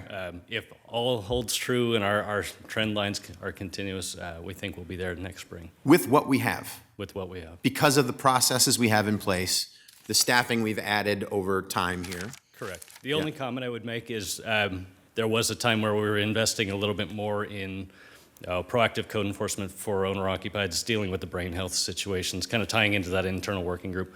There is a slight shift, and I'm not saying shift away, but we have less time if we're reallocating resources back towards decreasing the rental inspection. So that is just something, there is a trade-off. It's not that people were sitting around and not doing anything. They were working on other projects, and now we're asking them to shift back into the rental inspections side and get that down to the 3-year. Got it. Okay. That's helpful to know. I mean, there's reasons why people move around and have to do different projects and doing things. The priority category issue. I know we heard a concern from a community member tonight about this, but at the same time, I'm sure that there are issues that can fall through the cracks even with a system like this. But I was really impressed with these numbers. 841 total units owned by people who were clear problems, whose names are on here, by the way, and now it's down to 264 units. Some of those folks still have quite a few units, and sounds like they might still be causing trouble, but you're watching them very carefully and inspecting them much more frequently, correct? Correct, yeah, and I would say the ones that do still have those units, the number of complaints that I used to receive on those individuals prior to being in that designation were substantially higher, and the frequency is substantially less. I would say, I mean, just off the top of my head, 80 to 90% reduction in complaints on those particular property owners. So we still get some, but Right. it's vastly reduced. Right. Yeah, I think, overall, one of the things that I noticed, because I've been through a few of these now, and being able to hear you on an annual basis and some of the things you've brought to us, there have been years where you as a department have been much more frustrated with what you've been able to pull off. And this year, what I heard was very different. You're moving, the trend line is moving in the right direction here, especially from an inspection standpoint and some of these other things that are going on. We didn't even really get into the fact that we're actually building more housing. I mean, this is happening. It's really happening. So, and that's not the case in a lot of places, by the way. So these are good things. I mean, we're moving in the right direction here. The other good thing is, I think all of us have a really great discussion going here. I think that we have really brought up some very important things that we need to talk about. Folks from Table Mound and the other parks, yes, absolutely. Your concerns are absolutely valid, and we will continue to listen to you. We will continue to work with you and find the best way forward. And I want to keep talking about that and what that is going to look like and how we might be able to pull that off together. I know we've been meeting. You've been meeting with Alexis and other folks. Sometimes our city attorney, sometimes our city manager. I appreciate those meetings, and I think that collaboration is the way we're going to get this done together. I do think that there's a discussion to be had about how we get to this 3-year cycle the best way. I didn't hear anybody say, I don't want to go to a 3-year cycle. I mean, I didn't hear a single person in this room say that tonight. So it sounds to me like we want to get to a 3-year cycle or even better. So how we do that, how we pull that off together, I think is going to be a really important discussion over the next year. I'm happy to hear that you're thinking, around this time next year we can get there, because that's right at the end of the fiscal year for what we're talking about for the next budget. That will be a great time to be able to talk about what do we need to budget for, to do that better. Ms. Russell, I think your idea is absolutely on point. I do think we should talk about this a little more frequently, have some updates in some way. So Mike, I'm throwing that in your direction to be able to have some of these discussions on an agenda to hear about, how's it going? Are we still trending in the right way with these inspections? And then this idea of an ordinance, I'd like to hear your ideas about this. As a housing department, as a city manager, I'd like to have that discussion going forward. From what I heard tonight, I don't feel a sense of urgency like this needs to happen at the next city council meeting, which is Monday, by the way. I don't think we need to do that, but I do think we need to talk about it.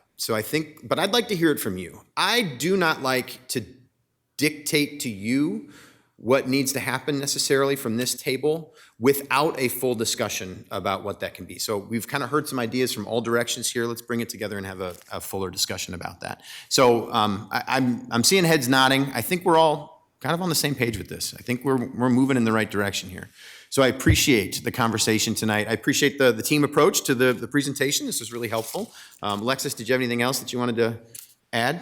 I did forget to put one thing in my slide, and it does pertain to some of the comments tonight. HUD just released a grant that is specific to manufactured homes and mobile home parks. They will award up to, I believe it's $14 million to work on the infrastructure, buy land, work on the individual manufactured home themselves.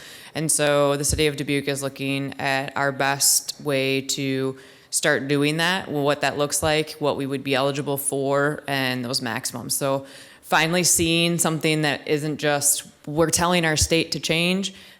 Finally, our federal government's found a way to get us some money to maybe start making that change at a local level. So I didn't put that in the slide. I should have, because it is out there and we have the intent to apply. We just don't know what that looks like yet. That's incredibly important information, so thank you very much for sharing it. I appreciate that. Okay, so here's what's going to happen right now.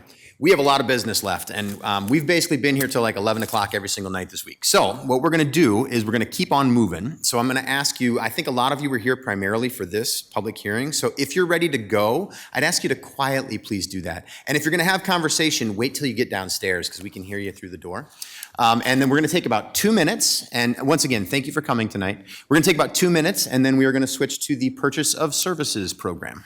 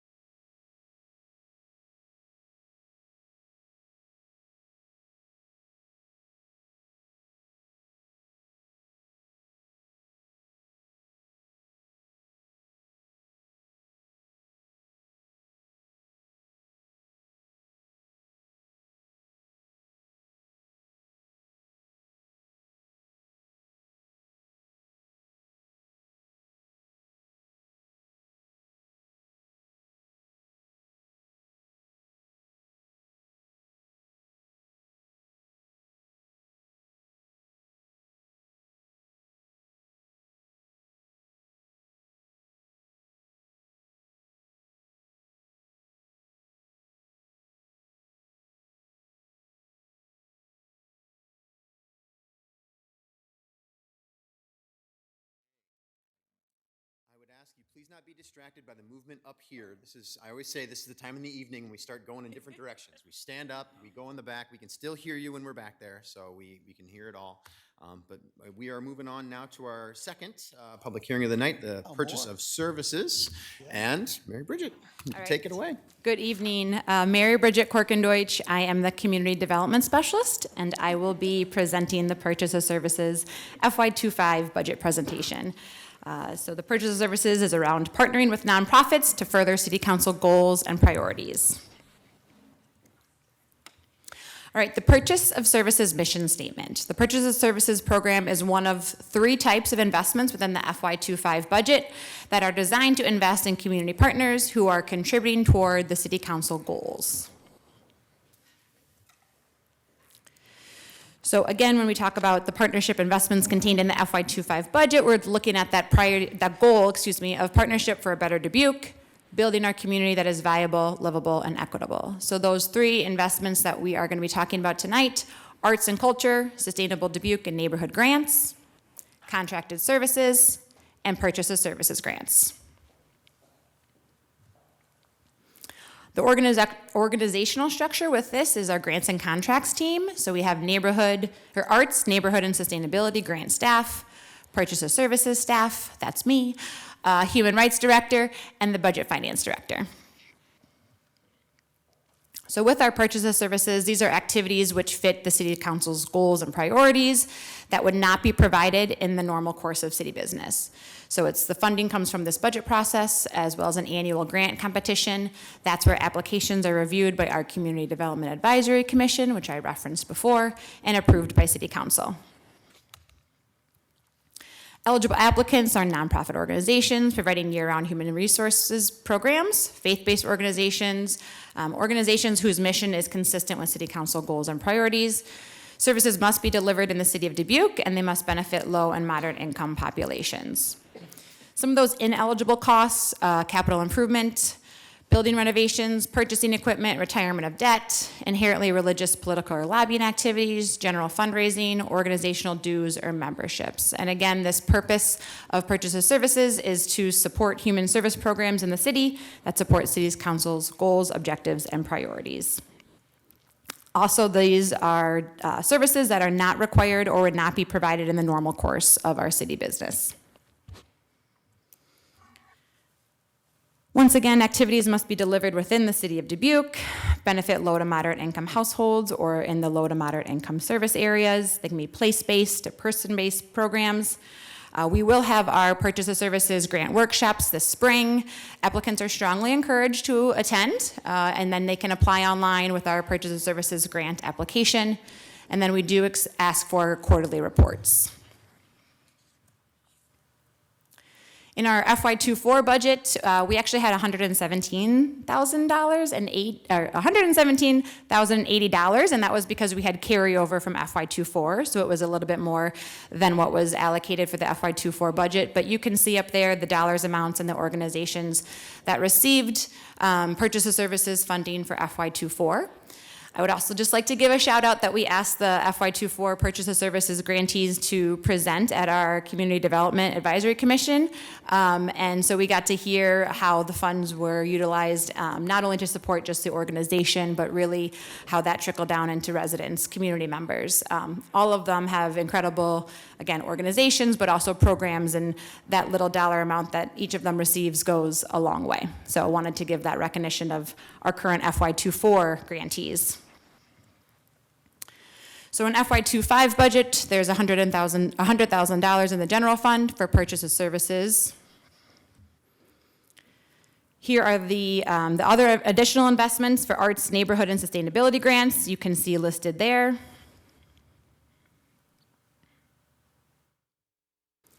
And then lastly, that third additional investment in FY25 for our contracted services. So contracted services are services that the city would have within its organization regardless of who provides the service.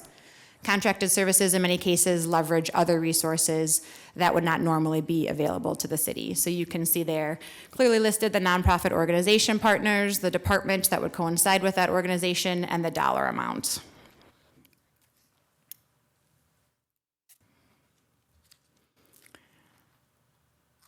Again, this is the contracted services continued list there with the nonprofit organizations listed, department, and the FY dollar amount as well. So that total contracted services investment is around $3.3 million this year.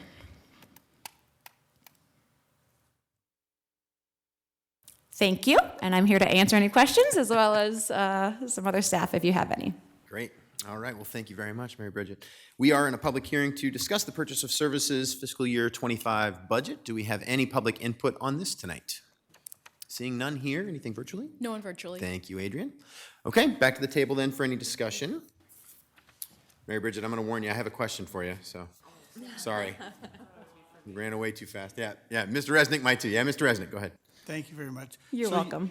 You mentioned that this is all based on city council goals. Does that mean the criteria change as the goal and priority change, or are they broad goals that you use every year? Broad is, and I know for our purchase of services, I can speak most directly to, we keep the council goals and then ask that in the application how they fit within those goals. So applicants can address what that goal that they're trying to hit within their application. All right, thank you. You're welcome. Mr. Mayor, Yeah, go ahead. I'd just add something to that.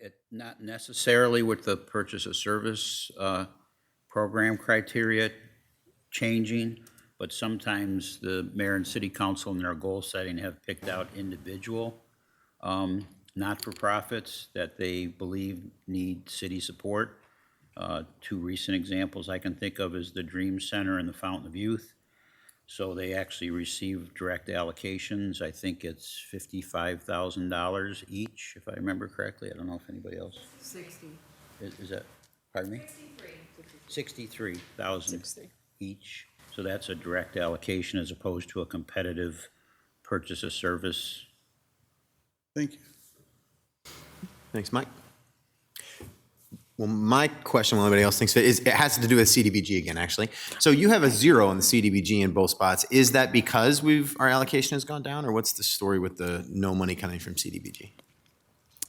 That is a good question. I'm going to let Alexis answer that one because there's a historical context that I'm not totally sure of, so I'm going to let her take this part. Sounds good.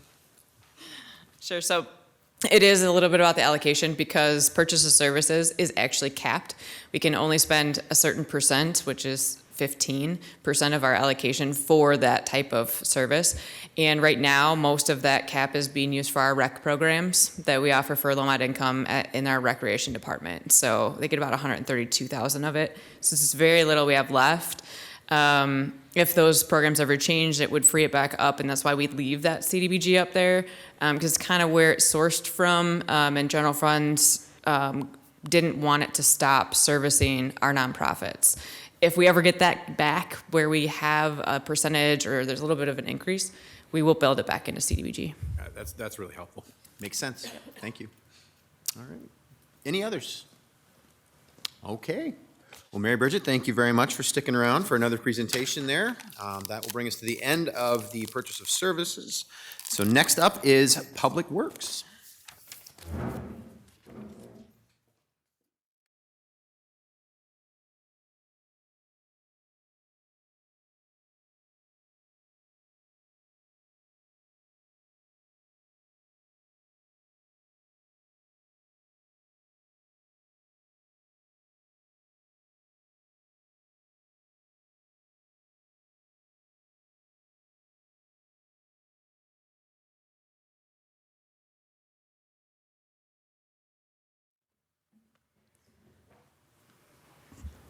All right, Ariel, when you find yourself ready. Okay, I feel like sometimes I start and I'm not supposed to. You're good. So, okay. I am Ariel Swift, the Public Works Director.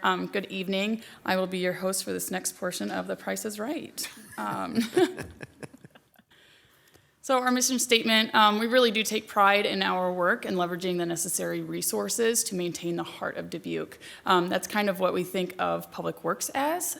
We keep things flowing with the infrastructure that we maintain, and those the beat of Dubuque is maintained through preservation, construction, rehabilitation, daily operations, and the 24/7 emergency response that the Public Works Department provides.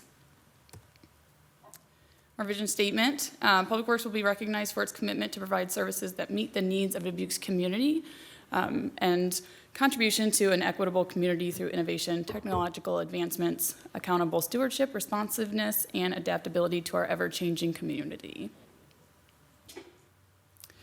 This is a mural that Public Information Office put together for us for our break room that highlights our values. Equity is in the very foundation, and then safety is also going to be our number one. Because we have employees scattered around the city at all times, communication is key, being community focused, and integrity. We have a really great staff that we're very proud of. We've recruited some really, really great people who do take pride in their work, and we know they're doing the right thing out there without anybody overseeing them. So agency support, we did update this slide a little bit to really highlight that it's not just landfill, they also do diversion activities. So not everything that goes to landfill is being buried out there. They do quite a lot of coordination with various vendors to make sure that things are being recycled and reused in the appropriate manner. Our Public Works Department leadership team, you'll see it's changed a little bit. We've got our new data scientist hired. She's been on for about almost 3 months, and she is doing amazing. We're really, really excited to have her on board, and she just really fits very well with our team, brings out some new ideas and perspectives. She has been hitting the ground running with the new centralized fleet software and getting all that inventory in, organizing the inventory, and getting all that, the maintenance vehicles, or fleet and equipment into that database. Paul Davis is here, or he was, okay. Our field operations supervisor. We have Joe Main out at the landfill for the solid waste agency supervisor, Tom Kuhl, fleet maintenance supervisor, resource management supervisor, Jake Jansen, and DMA SWA administrator, Ken Miller. I really, really rely on them and their subject matter expertise, which is why I'm at the center of this table. I like to think of it as a table, and that I'm just the support. So they tell me what they need, and sometimes I'll be like, okay, well, you got to tell me what tasks you need me to complete for you so that you can continue on doing what's best for your area. And the first time I said it to them, it was, whoa, I don't come from a world where I tell my boss what to do. I was like, well, that's my whole job, is to support you. And if you don't tell me what you need from me, then I can't do that in the best way. So luckily they've got on board with that, sometimes a little too well, in telling me what they need from me, but it's working really, really well in Public Works. So for fiscal year 25, we have 96.06 full-time equivalents, 30 sub-activities, and 5 core areas. Property tax is 1.2 million, which is actually only just under 6% of our total budget for our department. Our department is large and we do a lot of things, and so that requires a lot of money. But what's great about it is the net property tax support is only impacting the average house or homeowner $17.18, because a lot of it is enterprise funded. We also pull from a bunch of different areas. And so those who are utilizing the services or the assets are the ones paying for it. So if you're using our streets and you're filling up on gas, you're paying a road use tax, and that comes back to our city. So, and then same for garage vehicle maintenance. Those who have preventive maintenance done on the vehicles in their fleets within their departments, those are recharged out to those departments. Same with parts, streets, salt, snow and ice control, sanitary sewer, refuse, and storm sewer are on the utility billing. Landfill operations, as people take things across the scale, that money is reinvested back into those areas. So, creating an equitable community of choice with these 5 pillars through planning, partnerships, and people. Resiliency, flood operations is a huge thing. We're doing a lot of work this year on the flood control system with FEMA for the flooding event, but also the Corps of Engineers, and then the B Branch pumping station project, which is just awesome that we're able to use both of those funding sources. So a lot of great work happening there. And then just the general maintenance of our infrastructure and the maintenance of the fleet that the city uses. Sustainability, our curbside collection with the composting and the large item pickups. Not everything with a large item pickup, again, ends up in the landfill. If it's an electronic or something, those are recycled. Equity, you'll see in a couple slides about how we are impacting low income and who we're impacting as far as minority, the percentage population minority for our overlay program. We also still have the rate discounts to assist families that need that for those refuse rates. Transparency, I like to think that Public Works has been very transparent in our data, whether it's nice or not, in our policy handbook, but it's necessary, because if we don't tell you the truth, then you don't know how to support us. So it's our way of saying, hey, here's what we need. And then compassion. So the last couple of years, we've had our front office staff has taken just under 30,000 phone calls each year. And so we are talking to a lot of people, and that's just what we can record. What we don't record are the children who come up to job sites and check it out, or the kids who wave out the window, and the parents who walk them out to the curb to see the trash being picked up. And that's a huge aspect of our employees' days, and it's something that they really, really look forward to. I know Caleb, he knows exactly which days most of the kids come out on his routes, and he's very, very, he's really excited about it. He's like, that's one of the highlights of my days. I know, okay, I got like 6 kids on this route that's gonna come out, wave out the window, or come out to the curb and talk to me and see how I'm doing and ask about the vehicle and stuff. So with our programs, ADA ramps completed. So if we touch it, we have to update it. And so we've been working with engineering to get this done. But these are the ADA ramps. There were more than these in each year that were completed, but these are the ones that were directly related to our overlay program that Public Works does. So some of these were done internally by our staff. Most of them were contracted, working with engineering to outsource that. So you see that, I mean, we did almost 250 in calendar year 2021 with that ARPA money. It really, really helped. I mean, that was a busy year. Luke Steger did an amazing job getting all of that paperwork out and lining it up and inspecting and all of that stuff. So I thought this was interesting. So there was an article recently in the TH about salt usage, and they were just like, oh, you know, we had that 24-hour, or the 24 inches of snow over that week or whatever, but overall we've not had very many events. So I thought this would be an interesting data slide to show. Salt per event, and then also salt per inch. And you can see there's not really too much of a correlation between the number of events and the number of inches that we receive each year versus the amount of salt that we use. We did use less salt so far this year, knock on wood, it's over. But it really goes to show what John Klosterman always said was each storm has its own personality, and it's very, very true. You can have nothing but ice one year, and you might use less salt than the next year, and you have, I don't even know, 70 inches of snow. So it really, really just depends on each event. Our overlay program, this is one of the most visible programs that we have under the street maintenance. So this past year, we were approved for 5 miles. Some concerns were brought to our attention, and so we were able to up that and add a couple extra streets to that. So now we ended up with 5.84. And then this is who we're impacting with that overlay program each year. So the blue line and the bar are both low income. The lines are citywide stats of the most recent census data.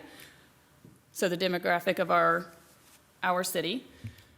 And then who we're impacting within a quarter mile of the overlay. So what we do is the GIS department maps this out in GIS, and then they do a buffer and analysis within GIS to pull this data by overlaying it with the census data stuff that is available. And so you can see we are consistently at least meeting one percentage, one of these standards each year. We are anticipating this to be lower in future years due to the lead line program and us having to kind of co-coordinate that with water department. And then also that the overpass on 14th Street, we'll be doing a little bit more work down there that's not included in the 5 mile program, but assisting with some of that, putting that final lift on. Citywide recycling carts versus recycling tonnage. So it's kind of exciting because last year we estimated fiscal year 23 tonnage at 2,700, and we actually just over 2,800. So it's almost static from the prior year, which is super exciting to see that people are recycling more as we get more of those large blue carts out there. When we look at the breakdown of what that recycling mix looks like, and then if we take that mix percentage and show what it looks like versus tonnage each year, you can see, I mean, just over 400 tonnage more in 2023 versus 2018 for cardboard. And then, I mean, paper is very, very heavy, and that's decreased almost 400 tons. That's heavier. It's heavier for the same amount of volume than cardboard is.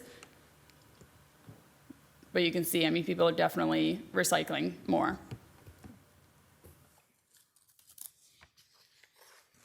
There is a proposed rate increase of 9% this year. Monthly bill impact for that base rate is $1.42. And here's how that ranks against the 8 largest Iowa cities that are providing weekly collection of curbside. So last year, Dubuque was lowest, and this year we're a little bit higher. But you'll see in a couple slides when we talk about the fleet replacements and why that's such a large jump. So fiscal year 2025 recommended rates, the top 4 are the cart rates that would be increasing by that 9%.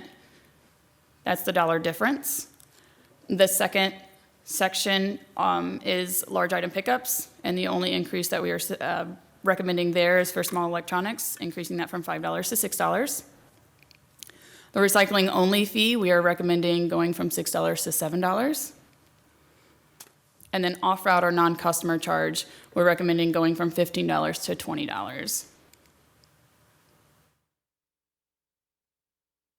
For capital improvement projects, we have our 5 mile overlay, which touches the curb ramp program, that's the ADA ramps, and then also the curb ramp replacement program for curbs. So we try to get into the residential areas where we'll do ADA ramps and replace any curb that might need to be done before we actually mill, so we don't have to go back and you see a bunch of patches all over the place. So our crews are really great about getting in there first. Street sign and post replacement, flood wall, post-flood repair. Dump truck, we are recommending 1 replaced this year we did postpone one. Then the garage access door replacement. So this will be the final year of a 3-year process of replacing the garage access doors within our building. Combination jet vac sewer maintenance vehicle replacement this year. Sanitary sewer root foaming. That's where a specialized vendor comes in with special equipment to foam with very specific chemicals down into the sanitary sewer to eat away at some of those roots, and it's a lot easier than, and it combats it all season long, than going in with like a root cutter and then they grow back the next week, because those things grow real fast whenever water is available. Solid waste vehicle replacement, so this is where you'll see that 9% rate. We will be replacing 3, in addition to the 3 that we are replacing this year. So a couple of years, I believe 2020 and 2022, we had to postpone vehicle replacements due to operational shifts in funding that we had to deal with throughout the budget year. And so this will help us get back on track with that replacement program. And then a heavy-duty vehicle lift replacement for the fleet maintenance garage bay. For non-recurring improvement package requests, departmental inequities consultant. So as we go through accreditation and we're writing our policies and procedures, we really want to make sure that we are combating systemic inequities in those policies and procedures. And so this is going to help us do that with someone who's an expert in the field and knows, the cutting edge of the verbiage to use and all of that stuff. So really bringing in a professional to do that.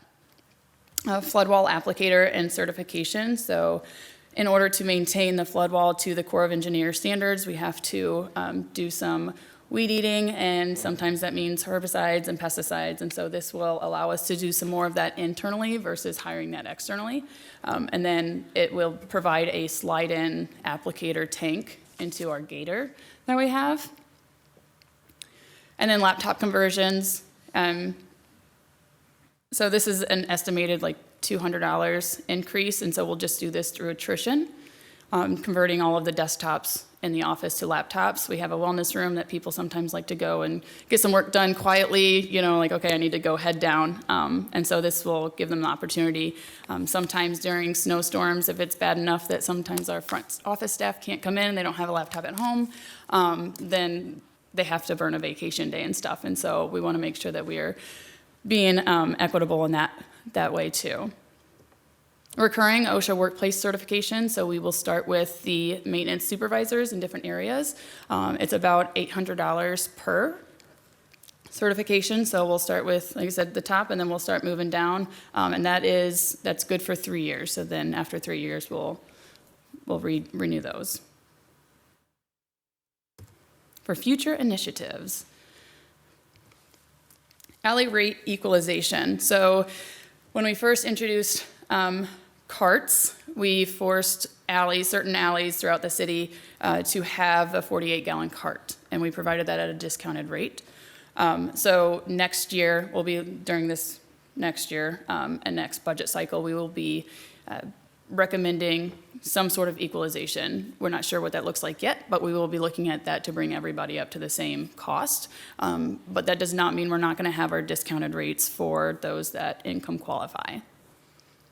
A fuel island revitalization. So during that 24 inches of snow, our fuel island module went down. And so we have not been using it because we can't track the data that we need to make sure that everyone's getting charged correctly and whatnot. So we've been working with the Dubuque Community School District. They just redid theirs to put out an RFP to get that revamped.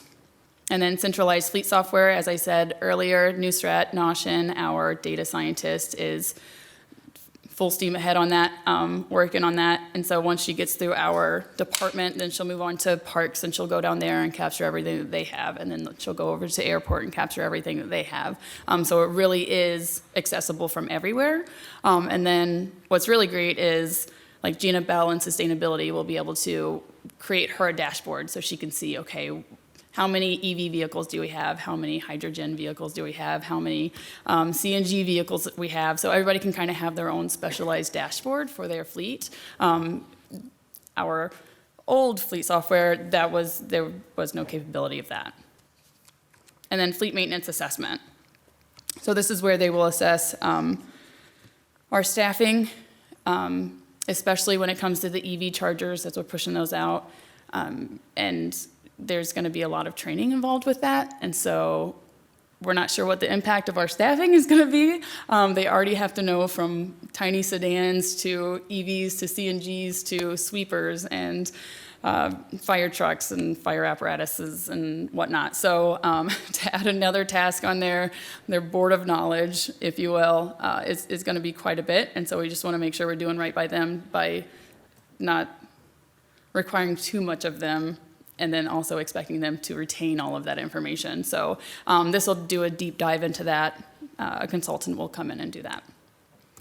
And then the landfill customer convenience center. I will let Ken come up and give a little bit of overview for this. This is a pretty exciting project that they are working on out at the landfill.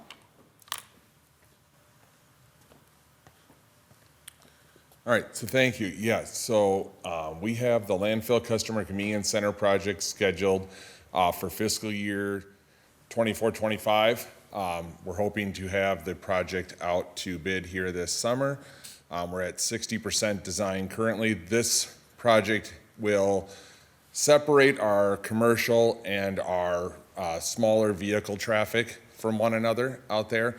So some of the comments we've received over the years is that the combination of the traffic at the scale causes a lot of angst for people when they come out, don't mix with the larger trucks, can create some bottlenecks. And so this seeks to address that while also updating and upgrading some of our collections diversion activities there. So as David knows from sitting on the solid waste board of directors, our current household hazardous waste and electronics recycling area is in a modified pole barn out there. It has been operating that way for several years. This will provide new housing for those activities along with moving some of the other activities into a more secure and easier area to access.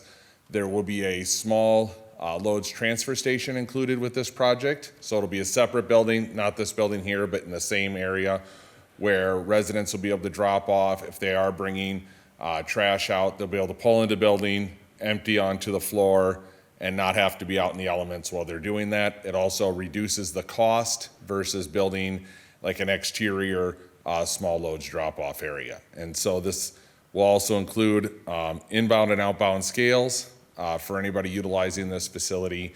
And so we're really excited to see this project move forward and be able to separate those two traffic centers and hopefully make it easier for people to access those diversion activities and feel comfortable coming out to do that. So. And then last but not least, thank you to City Council, but most importantly, I would say thank you to the staff that keeps this city running. They are very respectful, they are very proud of what they do, they love the impact that they have. Yeah, so we wouldn't be able to do it without them or the great supervisors that are behind me. So thank you to you as well. Well, great. Well, thank you very much, Ariel. We are in a public hearing to discuss the Public Works Fiscal Year 25 budget. Do we have any public input on this? I see some here.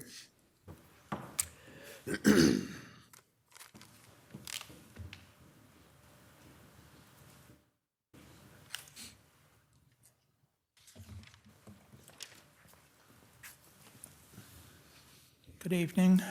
Paul Schultz, 1040 Carmel Drive, on Carmel Bluffs.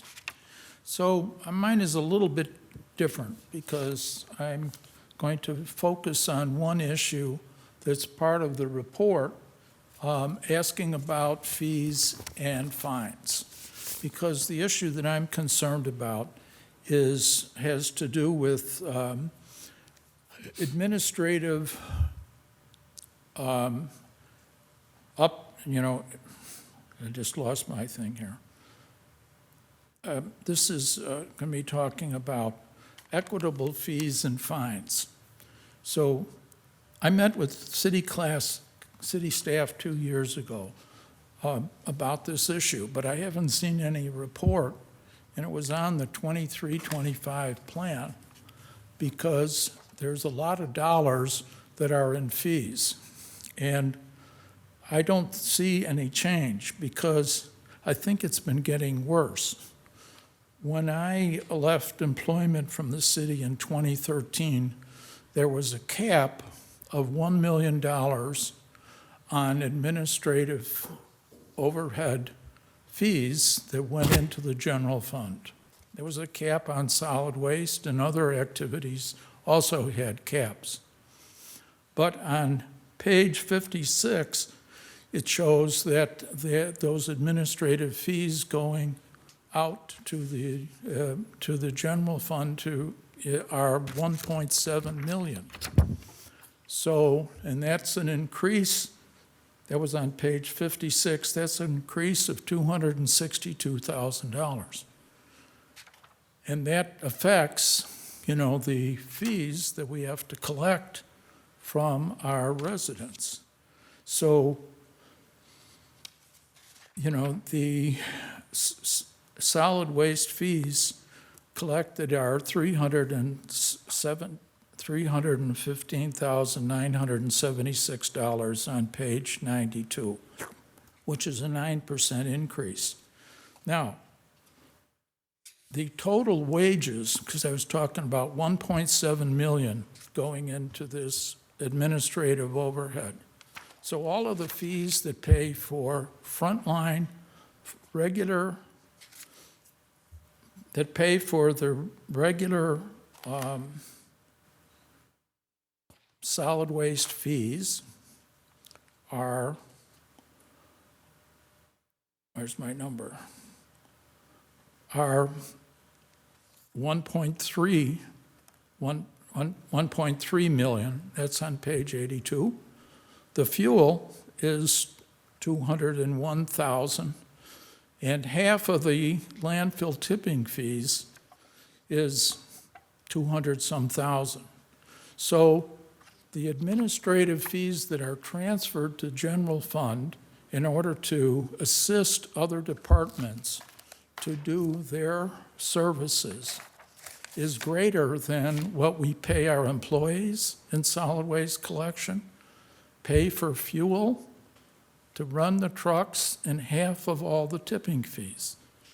Now, I understand the difficulty that you face because you can't increase your property taxes. There's limits what you can do. But to go and grab money from the ratepayers in order to fund 9 other departments, at least that's what it was 10 years ago when I was there, does not seem to be a fair way to deal with it. And I think that the board or the council is going to need to face that directly sometime. This is not to say you can change anything right now in this budget, but I just think that it's gotten out of control in going, the wrong way. Municipal utility fees are supposed to be run like a business. They're not supposed to be creating milk the cash cow to fund other stuff. They're supposed to be a direct business expense. So that's my point on that issue, and I'm more than glad to go into more detail if anybody is interested. The other thing is I want to basically be very positive and support the Solid Waste Agency, which has applied for and received a operating permit for their composting facility, which will allow them to expand the food scrap collection that can go into that operation. It had been limited to 100 tons. Now it's going to be allowed to get started here to go up to 400 tons, but the capacity of the site could very well go up to 2,000 tons if we have adequate other materials. At the same time, I think that we need to see, and you as a council needs to see, why we are doing things. I would like to see more talking about the climate impact of different things that we do. And that doesn't come through. It just doesn't come through. We're doing it because people want it, or we do it because it's the newest technology, or do it because of what. But these things can be measured. There are good tools.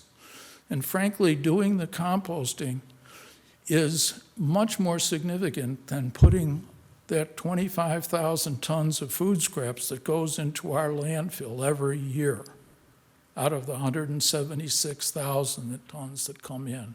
So we should be attempting to do a better job of turning that into reduced climate impact. And I think that also, as I saw trying to address the alley adjustment on the carts, that we should really be serious about getting more community input. Solid waste collection impacts more people than any of the other things on a weekly basis. But we need to hear from those people. And I think in the future, as you appoint next year, I hope that there's a woman that gets appointed to that commission, either from the Board of Supervisors or from this council, because women drive a lot of the solid waste issues. Yeah, the guy may take the trash out, but making decisions about what's going to be done are done oftentimes by the women. So, thank you. Thank you, Paul, for your comments.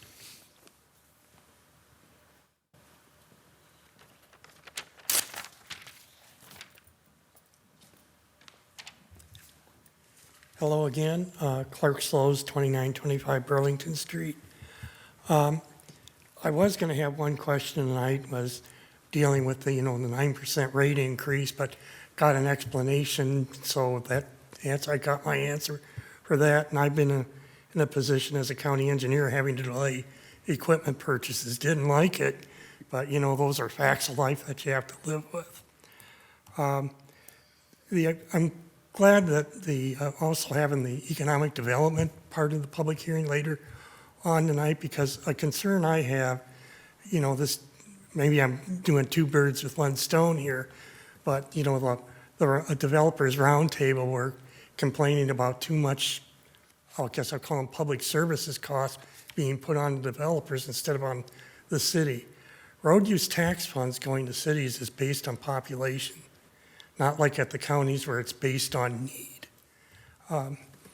And unless we start buying more gallons of gasoline or our population increases, that's the only way our road use tax funds are going to increase coming to the city.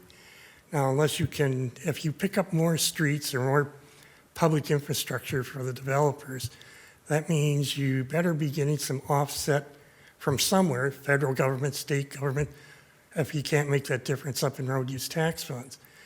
And the only other place you can make that up is through property taxes.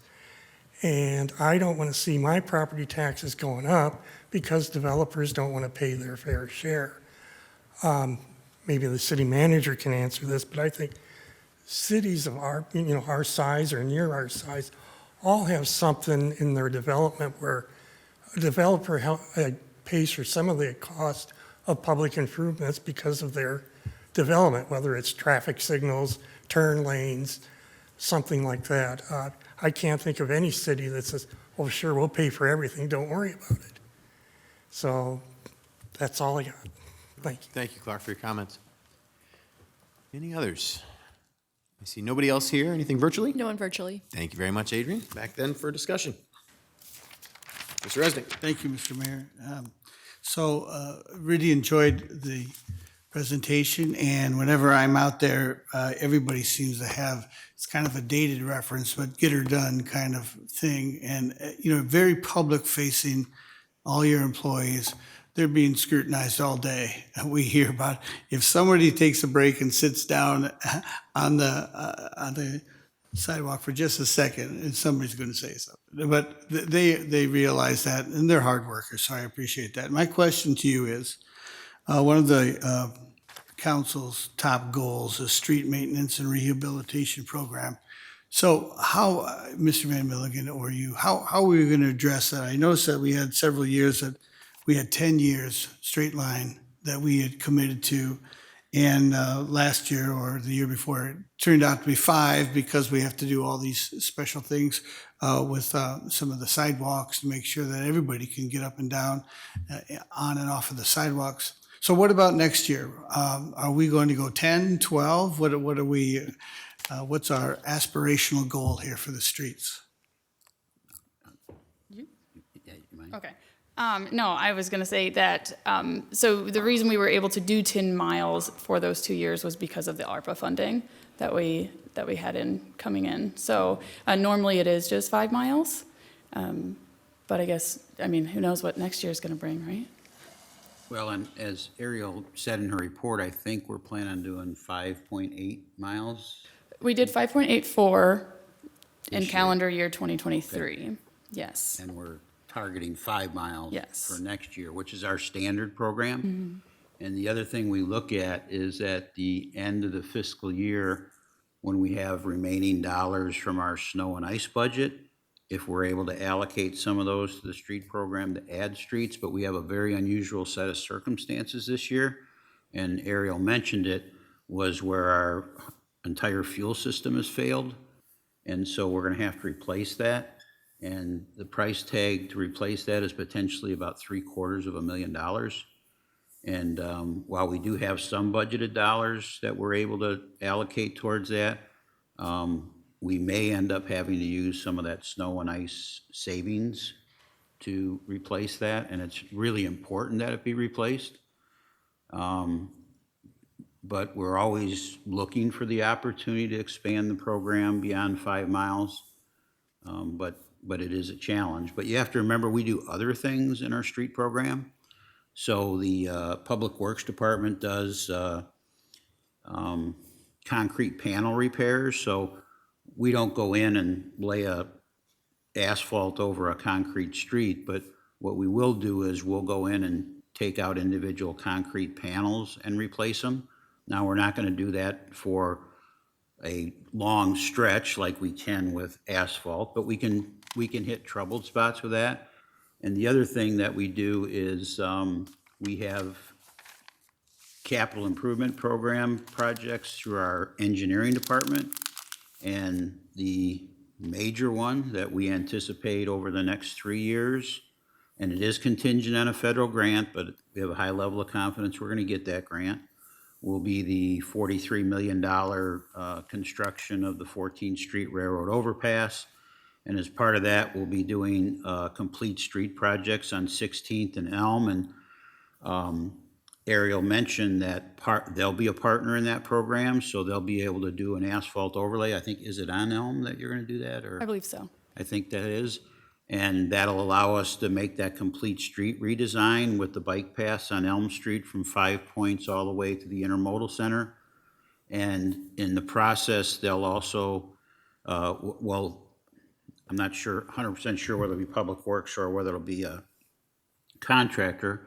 We'll replace all the curb ramps there to make them handicap accessible for those stretches of streets. So that'll be a big improvement. So we have other things that we do besides just our 5 mile public works street program. Yes, we do. Engineering, sorry, I believe engineering has 700,000 in the CIP for pavement rehab, specifically for concrete streets. That's the panel repairs. Is that No, concrete so that too? is separate. So that is, I believe, North Grandview is on that in future years, Embassy West, Loris area. Yeah, so it's a little more robust than Yeah. what Public Works does, but I don't think in those examples, it is complete reconstruction of those concrete streets, but it's a longer stretch of the concrete panel repairs, I believe is what they're planning. I see. I guess I was just trying to figure out what difference it made for the council to make it a top priority or not, because it just sounds business as usual in that 5 miles plus whatever we can, but I guess that's what I was looking for. Well, okay, What's the I plus? appreciate you questioning that. So if the fuel system hadn't failed, we'd be probably doing 10 or 11 miles based on you making it a priority. We wouldn't have redirected that snow and ice control savings to some other project, it would have been dedicated to the street program. But when you have an emergency situation arise, you have to deal with it. Now, as I said, we do have some other dollars that we're hoping to be able to put towards that. So we may be able to go beyond the 5 miles, but it would be, I would not want to commit to that tonight. And you also have to realize that with street maintenance comes all of the underground infrastructure too. And so you'll see some of that starting step one with the water replacement of the water lines and also sewer lines. And as we upgrade those underground, then we start adding on to fixing what's above that, which is the street maintenance. So step one to street maintenance is looking below ground and making sure that we're bringing that up to par as well. Thank you for your answers. Thank you, Mr. Mayor. Yeah, Ms. Farber. Let me just follow up with a comment about that, but first I wanted to thank you and your group for being quote-unquote our feet on the street. And John Klosterman used to tell me that, quote-unquote, happy streets are happy feet. So I wanted to share that with you from a year ago that we had that conversation, and I think it is so true. And thinking about the happy feet on the happy streets, what happens for funding to follow up to Mr. Resnick's question about potholes? And how do we have an inventory, quote-unquote, of to check potholes? How is that identified, and then what happens in an emergency for that? For example, Tiffany Court, I think, was a good example of potholes or a fissure in the streets. Paul, do you want to come up and? I know we have sheets that people drive around. Yeah. Yeah, with potholes. Oh, sorry. Yeah. Got to remember the people. I'm Paul Davis. I'm the street and sewer field supervisor. Yeah, for potholes, this winter, it's been pretty mellow winter, which we're lucky we didn't have a lot of potholes. But we'll get requests to go around and fill potholes. Every day we get a few. So what we do, we go on our salt routes, and we'll give the guys a two-man crew the tickets. We go out, fill the tickets first, and then they'll have a route to finish their day where they hit the main streets and then hit residential. So usually it takes a day. They can run through the whole plot route and look for major potholes. So is that already funded in your budget? Okay. Yeah. All right, thank you for that. Yep. And we did have public information. We did have a request go out. They put out a request, if you have a pothole problem, call it in, and we didn't have many calls. I'll tell you, we probably only had, the original day it went out, we might have had 20 potholes. And if I compare our streets in Dubuque for potholes, you go to some of these other towns, we're way above them. Good. Okay, well, thank you very much for that information. And then one more question about your improvement package that talked about street assessment software. Yes. Is this tied into the new centralized fleet software, or is this an independent software package? No, so fleet is specifically for fleet and equipment. Okay, for and your inventory. Mechanics, work orders and whatnot. So no, this would be separate, and it is actually the specific company we were looking at. We currently do the Vizsla. They're the pavement sensors, so when it snows and rains and whatnot, it gives us that information in the cloud. And so this kind of builds off of that, so then it gives us ratings in different segments from street to street. So very small segments, and it runs through and it collects potholes and then also signs. So this is going to be a future because it's not, you don't have it now, or do you have it now? You have access to this now? We do not have You do access to now. it Okay, now. so this is a future initiative. Okay, thank you very much. Mr. Sprague? Thank you, Ariel, for all that good information about how the public works and the landfill's working. I have a question, though, because we kind of initiated the whole tipper cart movement and changing that acquisition. There was a improvement package which was not approved. I was intrigued, though, that it was for going to recycling carts at some point. Are you concerned about that grant? Because there's a discussion about granting to pay for some of it, but not, of course, all of it. Are you concerned that we might lose that grant at some point, or that grant may not be an option for us for funding? That is a great question. No, that is a continuing grant. It has been in the works, for years, other communities have used it, so we anticipate that in the future we would be able to. That was my question. Thank you. Can you, what's the name of that grant again? It's got a fun name. Cycling partnership? No. Yeah. Oh, it is, okay. I was thinking something else. Is there a Swiffer Less grant fun. too that is part of that? Or is that something different? That is a different grant. Okay, I'm losing it. That we did Forget not it then. get. Yeah. Never mind. Thank you very much. Okay. Other questions? So I have a couple.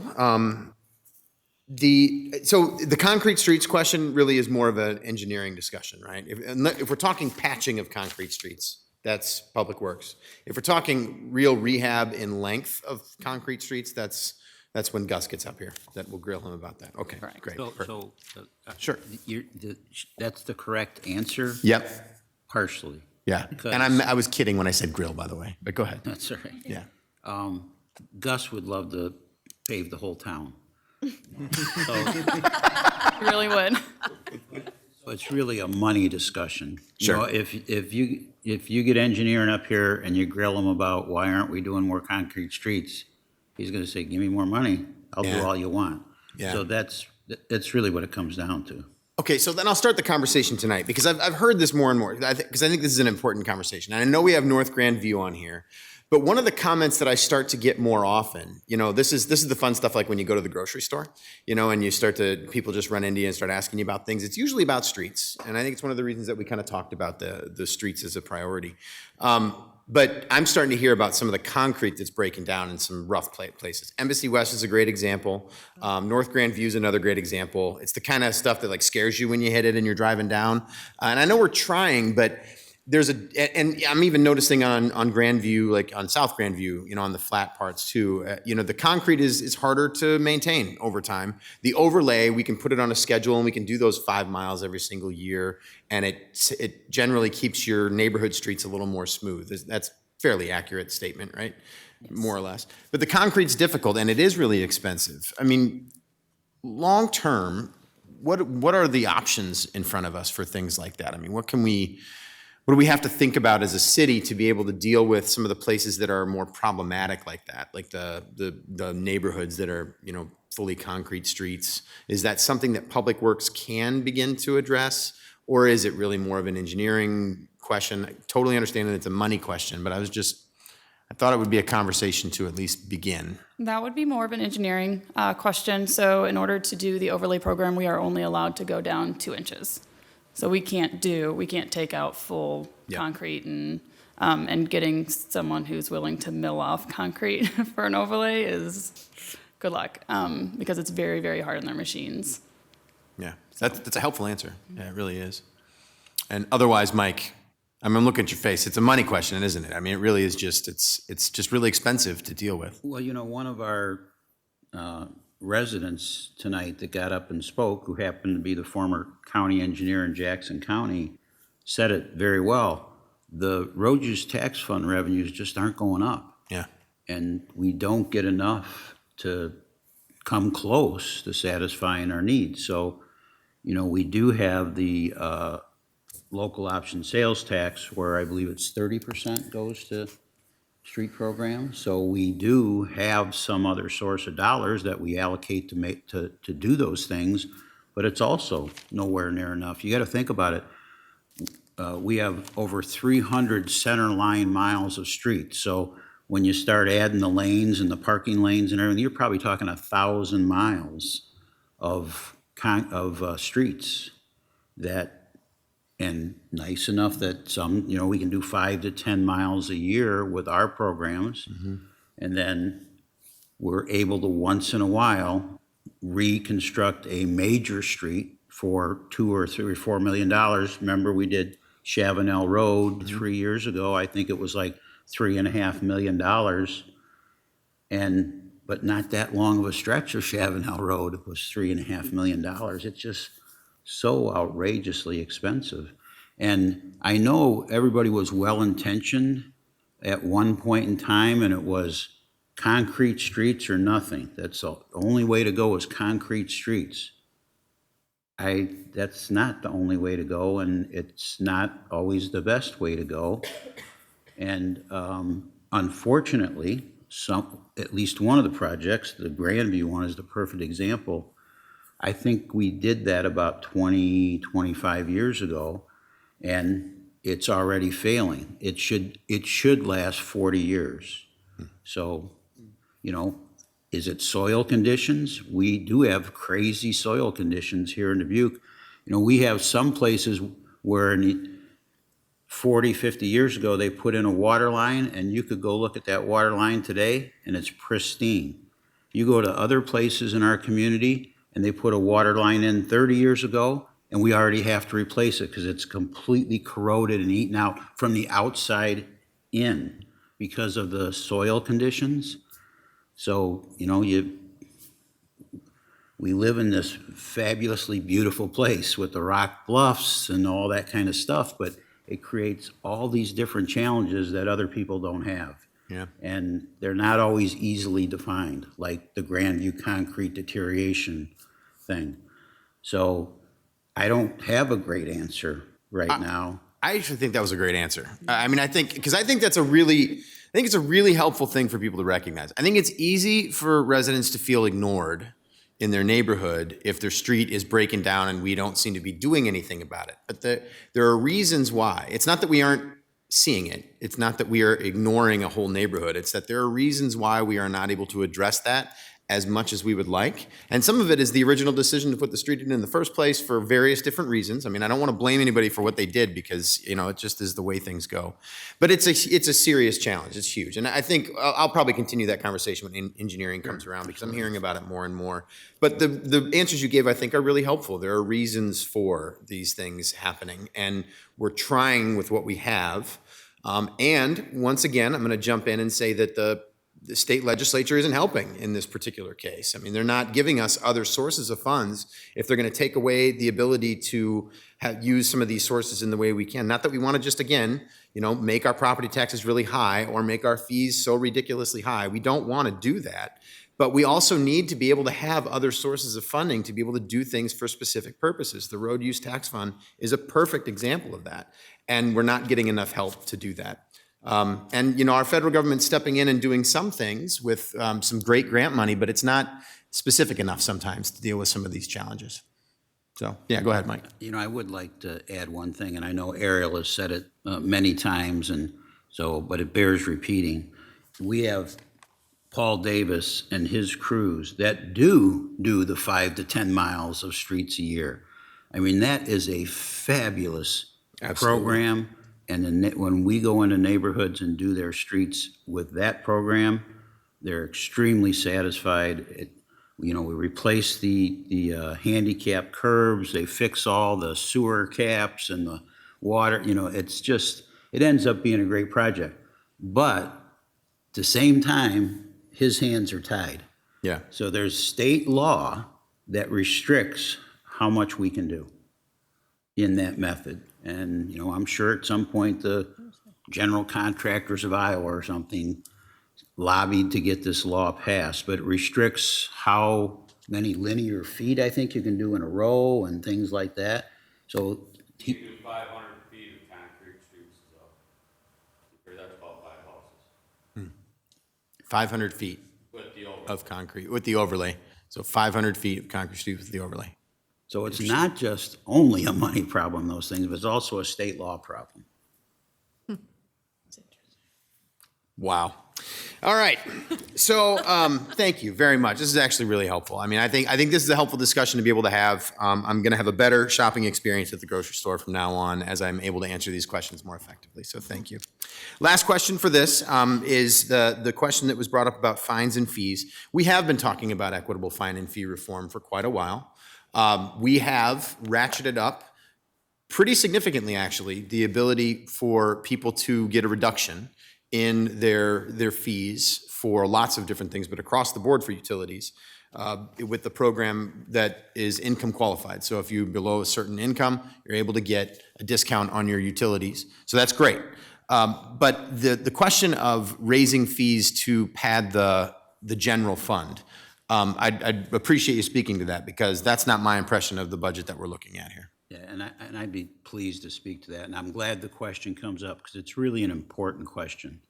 In the past, what used to happen was the property taxpayers of the community, the general fund, subsidized all the enterprise funds. So the water fund, the refuse collection fund, the stormwater fund, the sanitary sewer fund. How did they do that? Because they paid the overhead. So all those operations, they have to have personnel services, they have to have legal services, they have to have financial services. The employees want to get paychecks. They want, their taxes taken out and sent in like they're supposed to do. They have to have services from the manager's office. From all different departments, they have to get services. And so what we've gone to is a system where they pay for those services. So instead of hiring their own human resources director and their own attorney and their own chief financial officer and all the things that go with those, like office space and desks and telephones and computers and connections and insurance and just keep going on and on and on. Now, instead of doing that all themselves, which would be a massive expense and a gross duplication, instead, they just pay for those services that they get from the city operation, city attorney's office, the chief financial officer in the finance department, the city manager's office, the human resources department that you heard from the other day. So all they're doing is paying their fair share. It's the right way to do it. It's the fair way to do it. And that is the way we do it. Gotcha. And specifically, so that's it's internally within the departments, but we aren't, the fees that we're charging, the increase in fees for refuse collection, for example, that's going for refuse collection, right? Correct? It's going for refuse collection, but part of the refuse collection budget is they pay this administrative overhead charge for all those services. So that's part of the fee that's paid in refuse collection goes to pay that administrative overhead. Got it. Thank you. Yeah, Ms. Wethel. I just, and please correct me if I'm wrong, I remember hearing some time ago that our insurance premiums are going up literally hundreds of thousands of dollars. Some cases double. So those fees, and there's part of our agenda that every council meeting talks about damages and, people in the community that submit I don't know, they hurt their tire on a pothole or, something. And those claims then go through our legal department, our insurance premiums potentially if we are held liable or felt liable. Those fees are all going up because our insurance is just off the charts increasing as a city. And I remember gasping when I heard the amount of how much our insurance is going up in 1 year. So I think we have to think about those fees as part of, whether we like it, Public Works is a place where people encounter our roadways, and then those things end up on our plates on a city council agenda as looking at a damage or something to a property. So I feel like that's really tied strongly to this department, unfortunately, not because it's your fault or anybody that works for the department. It's just the way it goes. But I don't know, Mr. Van Milligan, if you want to speak to it. Yeah, I can't speak directly to how much each department pays the insurance fees. I don't know that. But you're right. Our insurance costs are going up dramatically. But I don't want anybody to misconstrue this. This is happening across the country. And matter of fact, some places it's way worse. Like places like in Florida that are exposed to hurricanes and things like that. So yes, ours is going way up, but it's happening to everybody. Thank you. All right. Well, good discussion. Thank you very much. Great presentation. And thank you, just as everybody said, thank you for all the work that everybody does in your department. You really are a workhorse of the city. And one more thing, Mr. Mayor, happy birthday. Ariel. It's your birthday? How did we not get that information right off? On Saturday. So, well, Saturday. Happy birthday to you. Thank Yes. Yeah. Thanks for spending part of your birthday week with us. You're welcome. Thank you, Ms. Farber. All right, well, we will move on then to our final presentation of the evening, economic development.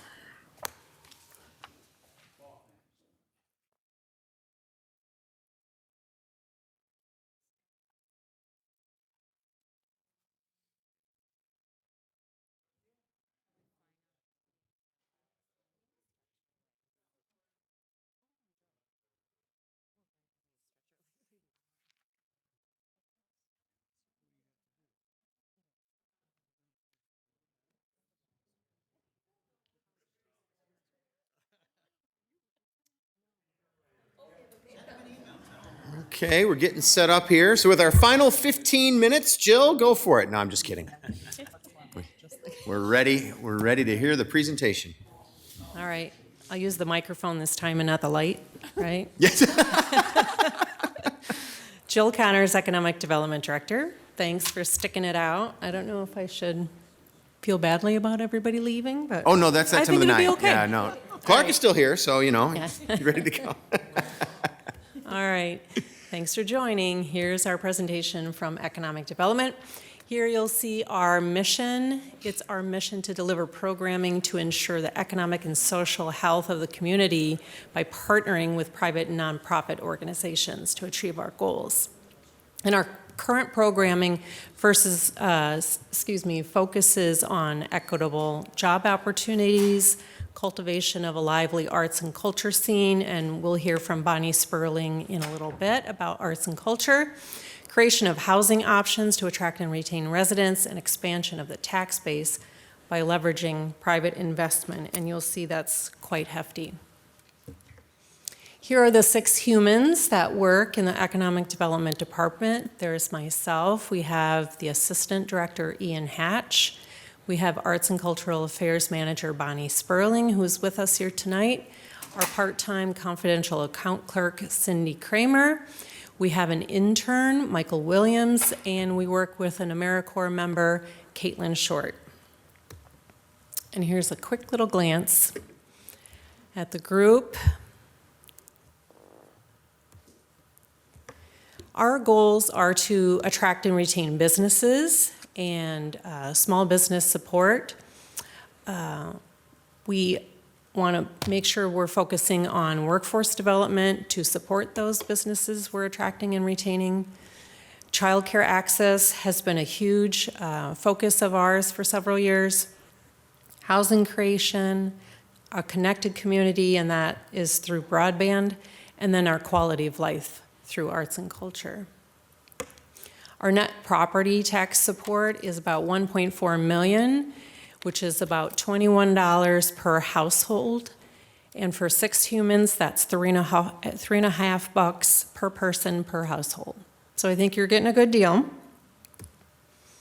Here's our famous TIF triangle. For those playing along at home, I'll explain it one more time.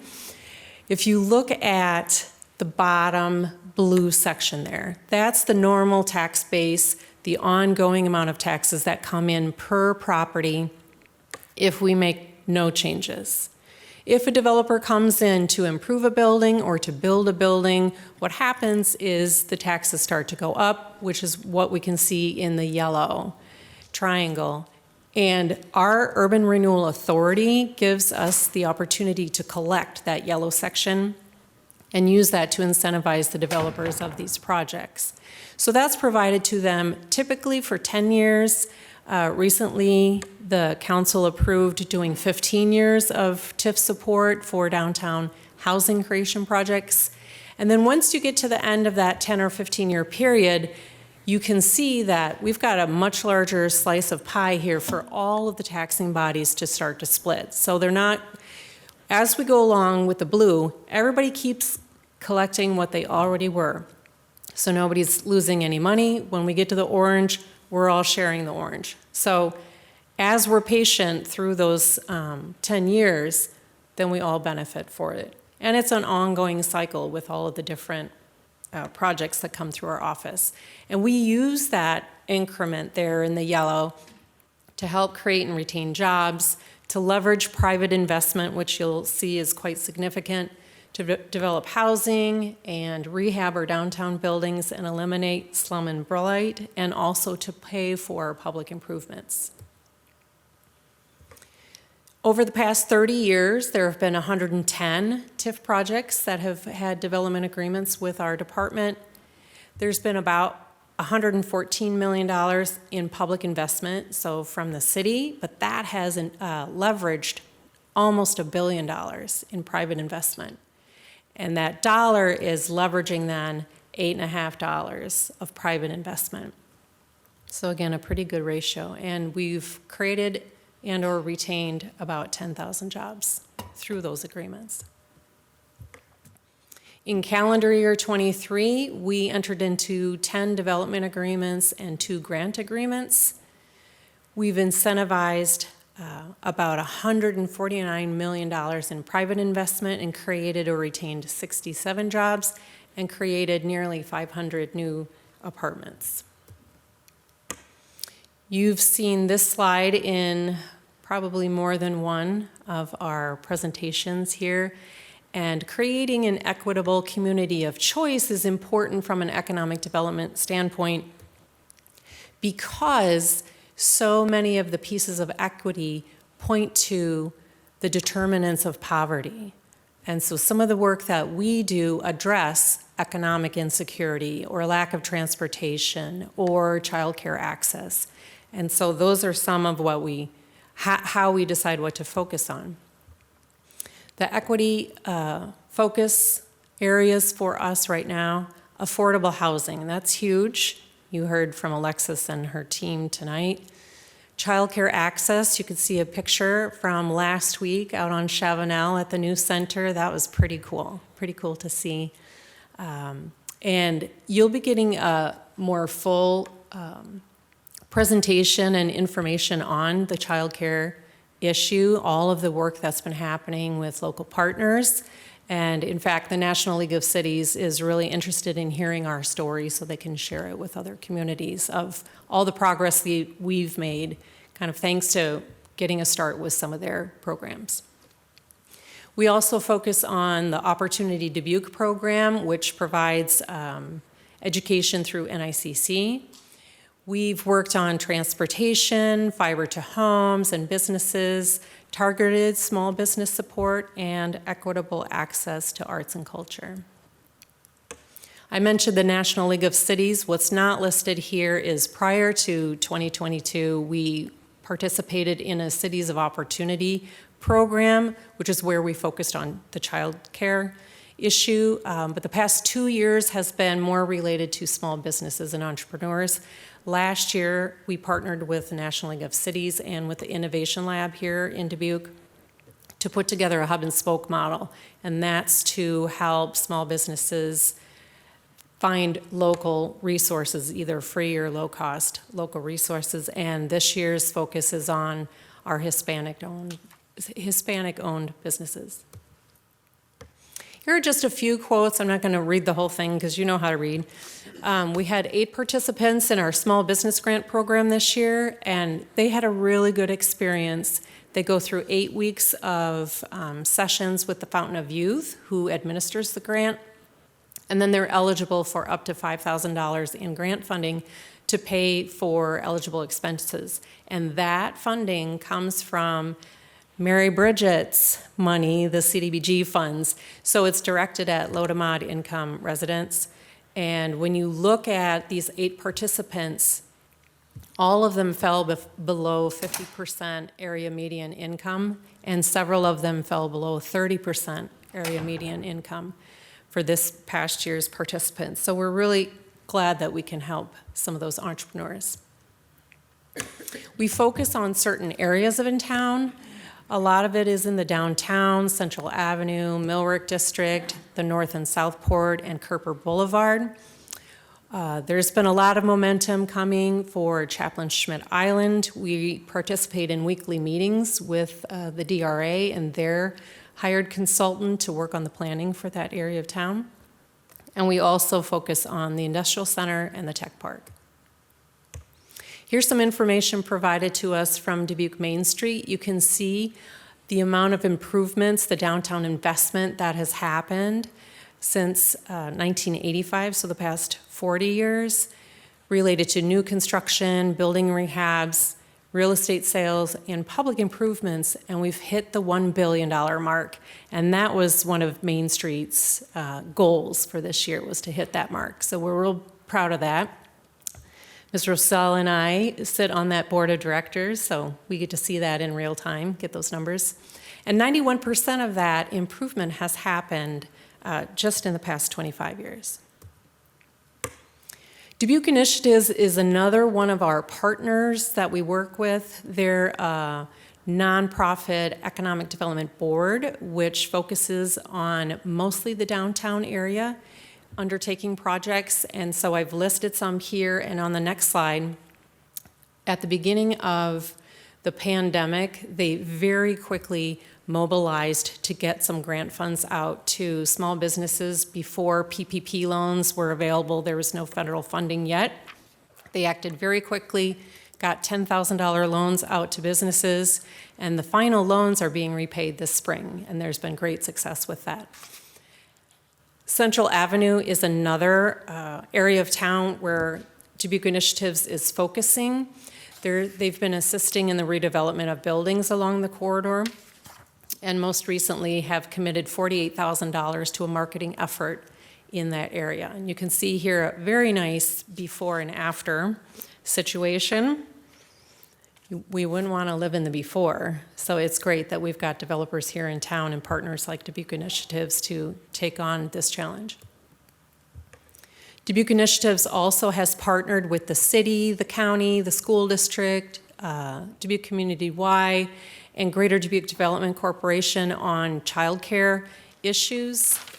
We've got the new Bright Minds Learning Campus that we saw a photo of a couple of slides ago. That's pretty exciting. It'll provide 225 new slots by the time we're at the end of phase 2 of the program. And again, that's through the partnership with all of the groups shown on the slide. Greater Dubuque Development and Dubuque Initiatives also were key to securing some grant funds from the state for a wage enhancement program. And in order to do that, they needed to collect some matching funds from private employers in the city. And really, in lightning speed, they got that grant application put together and turned in. And we're actually the first one in the state to be able to use the funds for that Bright Minds Learning Campus as well as the wage enhancement. So I think they've got, if I'm remembering correctly, about $1.3 million to use over the next 3 years now to enhance wages for the childcare workers. So that's significant. One of our other goals is to make sure that we have high-speed broadband throughout our community, and that's to the homes and to the businesses. That should be complete by the end of 2024. We also want it to be affordable, which has been easier with the federal Affordable Connectivity Program, which may be gone at the end of April, unfortunately. So we'll have to see what happens in our community when 1,500 households now have an increased bill for their internet provider. But we did move from, just a few years ago, we had one active internet provider in town, and now we have 11. So that's been through a great effort from the city manager's office, our IT department, and others to make sure that there's a good partnership here in town and more choices for our residents. And we also want to make sure that that network is resilient and cyber secure throughout the community. You can see on this chart the crash course between the number of working age residents and the number of jobs. And this tightens up every year that I put it on a slide, and it's a little bit frightening, really. So we partner with NICC and Greater Dubuque Development on a program called Opportunity Dubuque. So that's where individuals can go for training in kind of the most needed jobs in the community as identified by employers. And 200 are expected to graduate this year with a certificate. And to date, 93% of graduates have either found employment or are continuing their education. So that really speaks well to the program and the quality of that. Here's a nice little smattering of all of our partners. And one of the reasons that we do partner, as you can see here, some of them are listed out, and these are our contracted service agreements that we have. And Mary Bridget also talked about these. She had them on her chart.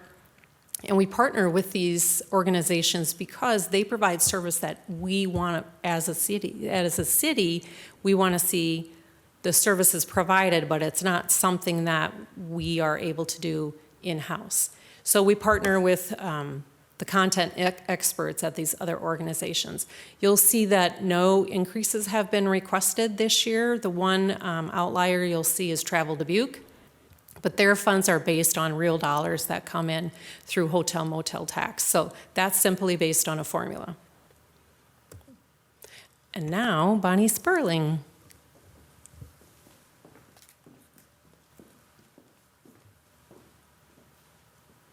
Good evening. Oh, excuse me. I think I've been sitting there too long. Bonnie Sperling, Arts and Cultural Affairs. I'm going to use some notes because while I'm the arts person, I'm not good at memorizing my lines.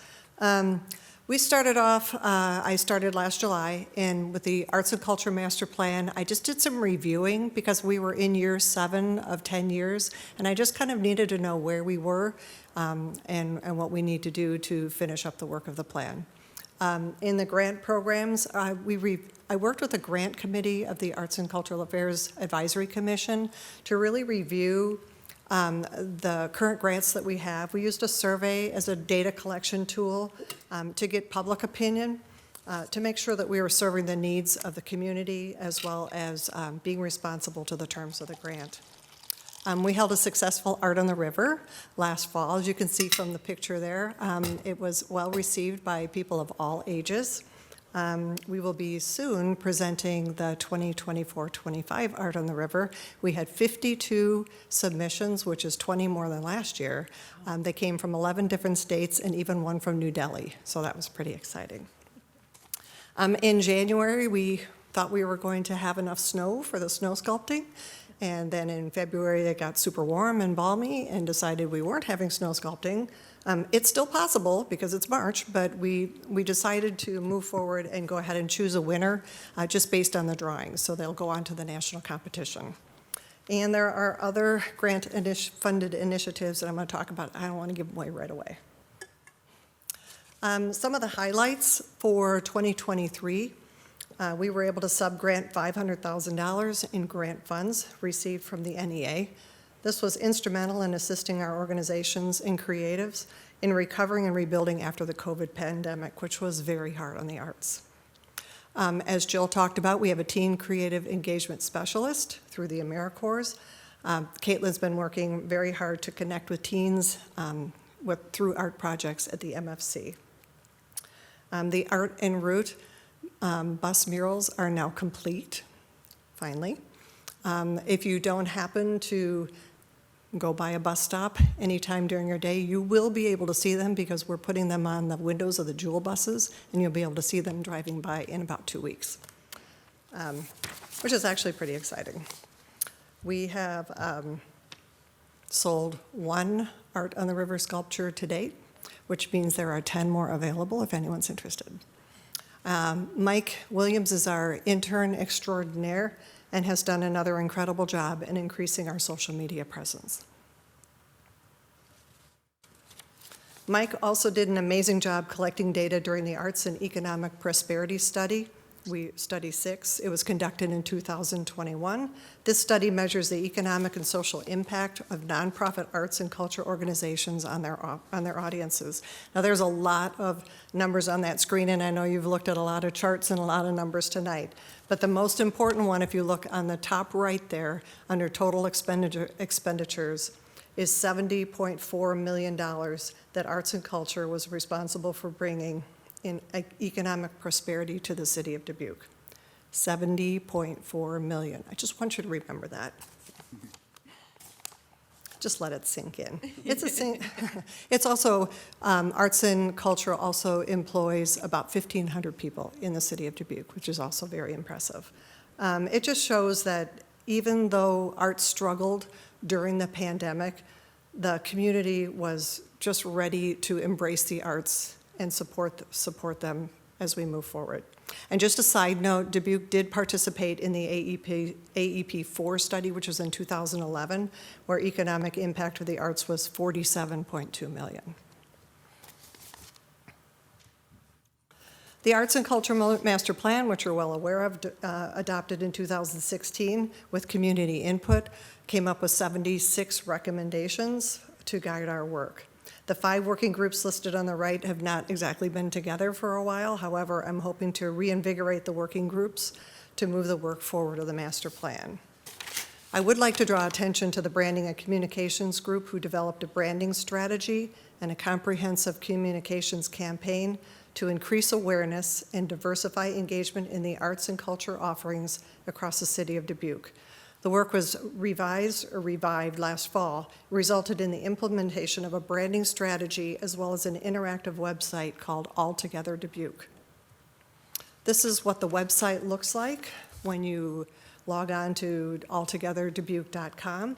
The site directory gives artists and art organizations from multiple disciplines and practices. They can enter their information at no charge, allowing anyone the opportunity to find Dubuque artist or creative to spark a new connection or to hire them for a project. So if the community is looking for someone to paint a mural in one of their rooms, or you want them to create a sculpture or paint a picture for them, you'd be able to find them here. So up on the top, the artists and creatives can click on there and enter their information. Arts organizations can also do the same. There's an upcoming events, so you can click on there and see everything that's happening, including First Fridays, so you don't have to go to all different places to look for them, and then all the creative assets. One of the assets that we put together was a branding opportunity. This offers an opportunity for creatives and artists to promote their events on the Altogether site, as well as use the branding information, which are these little frames that you can put around all of your social media posts, and it helps them promote their events on social media. The Operating Support Grant supports the goals of the City Council and the Arts and Culture Master Plan. It offers support to eligible arts and cultural nonprofit organizations operating within the Dubuque city limits that demonstrate a commitment to serving community through the access to arts, arts education, and cultural heritage experiences. The trends in the Operating Support Grant in the past, as you can see, the bottom line is the amount of awards that were given out, and the red line on the top are the requested ones. In the past, we have capped the awards at 6% or no more than $30,000 of an organization's budget. But as you can see, the discrepancy between the blue and the red getting a little bit bigger. For FY25, we're going to cap the awards at 4% or no more than $20,000 of an organization's operating budget. And we're doing this to just try to fund more organizations. Special projects grants are a different story. While they provide funding for unique projects that serve the community in various ways, there's been several years recently where not all of the funding available was utilized. For this reason, I worked with the Arts and Cultural Affairs Grants Committee, and we're working on modifications for the special projects grants to better serve the artistic community and remain fiscally responsible while adhering to the terms of the grant. And here are a list of the organizations that have received funding and been supported through the City Council.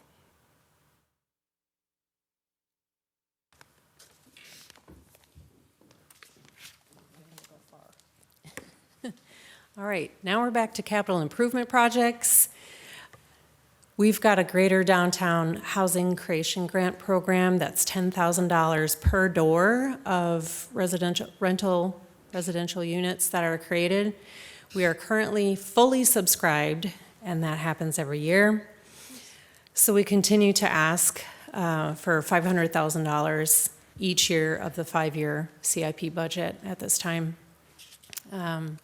Workforce development, those funds are used for that Opportunity Dubuque program that I talked about to support some of the work that Greater Dubuque Development Corporation does. The Downtown Rehab Grant Program, that's those you've heard about the the facade grant and kind of the accompanying grants that go with that, again, that is also fully subscribed.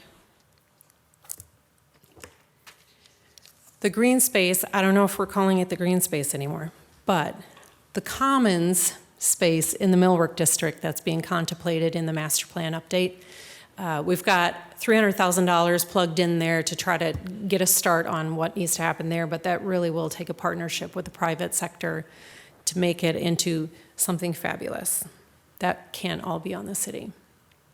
We've got a Central Avenue Housing Forgivable Loan. It works very similarly to the Housing Creation Grant, which is $10,000 a unit, but the little bit difference is it's a forgivable loan instead of a grant in that area of town.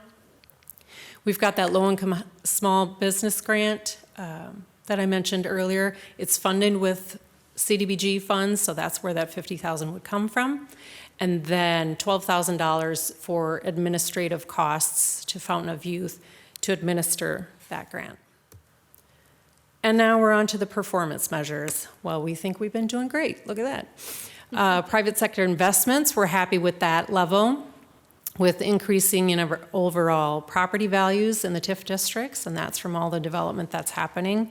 You know, really in 2020, when COVID hit, I thought things were slowing down, and they have not. We're busier than ever. Participants graduating from that workforce development program that I showed you should have 200 participants graduating this year. And the number of housing units created, we've seen so many come through planning and engineering and whatnot, so I'm excited to see what continues to come online. The number of jobs created through incentives continues to go up. Businesses applying for the high quality jobs program through the state continues to be strong. And the number of projects we assist with those rehab grants in the downtown is also very strong. And like I mentioned, fully subscribed of the funds we currently have. In the arts and culture, do you want me to do these or do you want to do them? Doesn't matter either way. All right, come on up if you want. The number of successful grant applicants is a goal met. I'm going to let you. Yeah, we actually met it right on. It was 36 of 36. And then the same with the percent increase from prior year in employment opportunities. We were looking for a 2% increase and we reached 2%. Level of funding needs met.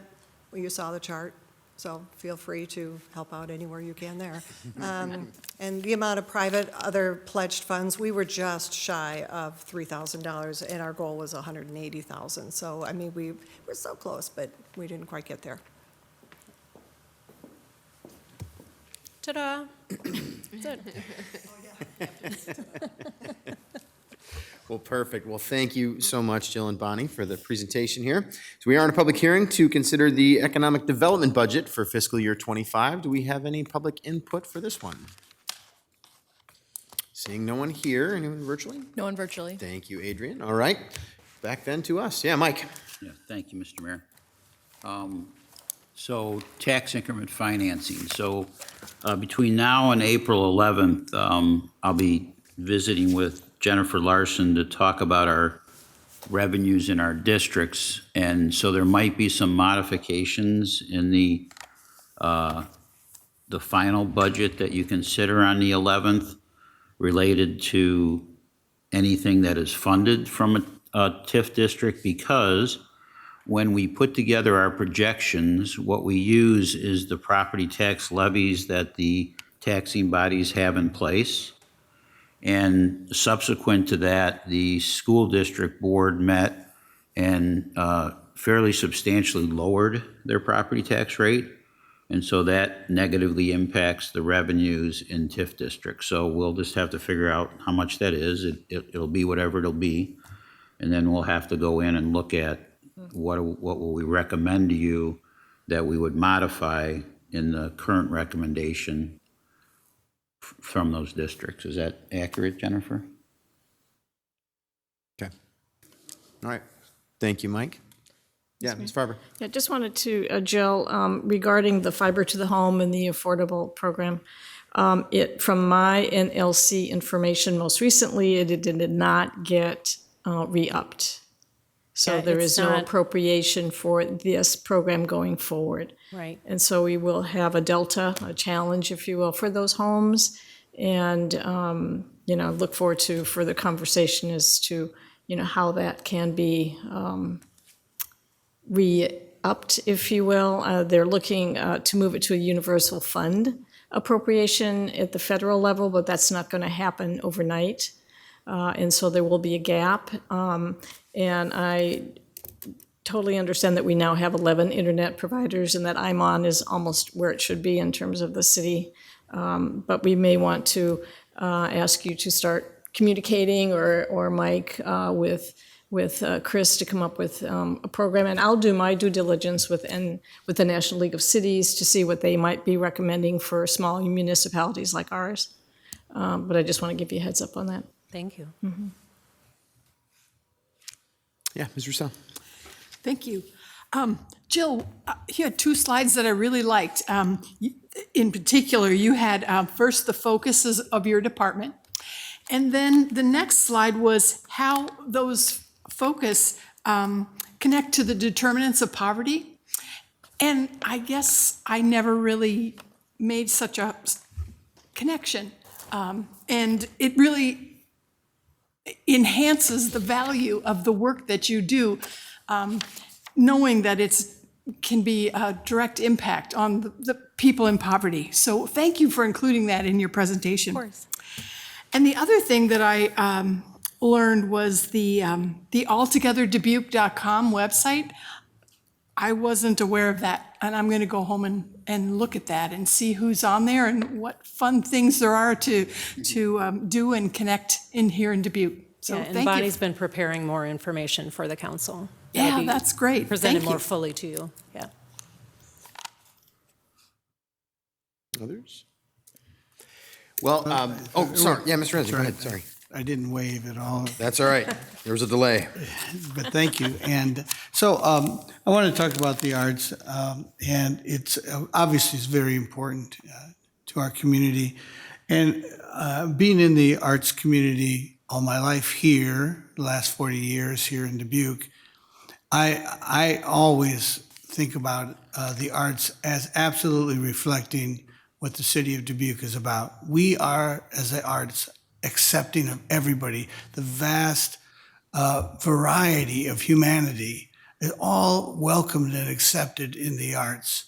And it's just, and it's pervasive in the arts, but I notice the more that we continue to grow in the arts here in our sister community over there in Galena, who are really strong with the arts too, it just appears more and more places, and it grows and it inspires other people to say, you know what, I haven't played that instrument for 20 years, but there's this, band that I'm in where you have to be 50 years old to play, and why not do that? And people do, and people draw, and people sing, and they take dance lessons, and we encourage the community. When you see it everywhere, it encourages individuals. So I think it's really important. I'm really proud of this community and this area for being a pro-arts area, which means pro-humanity.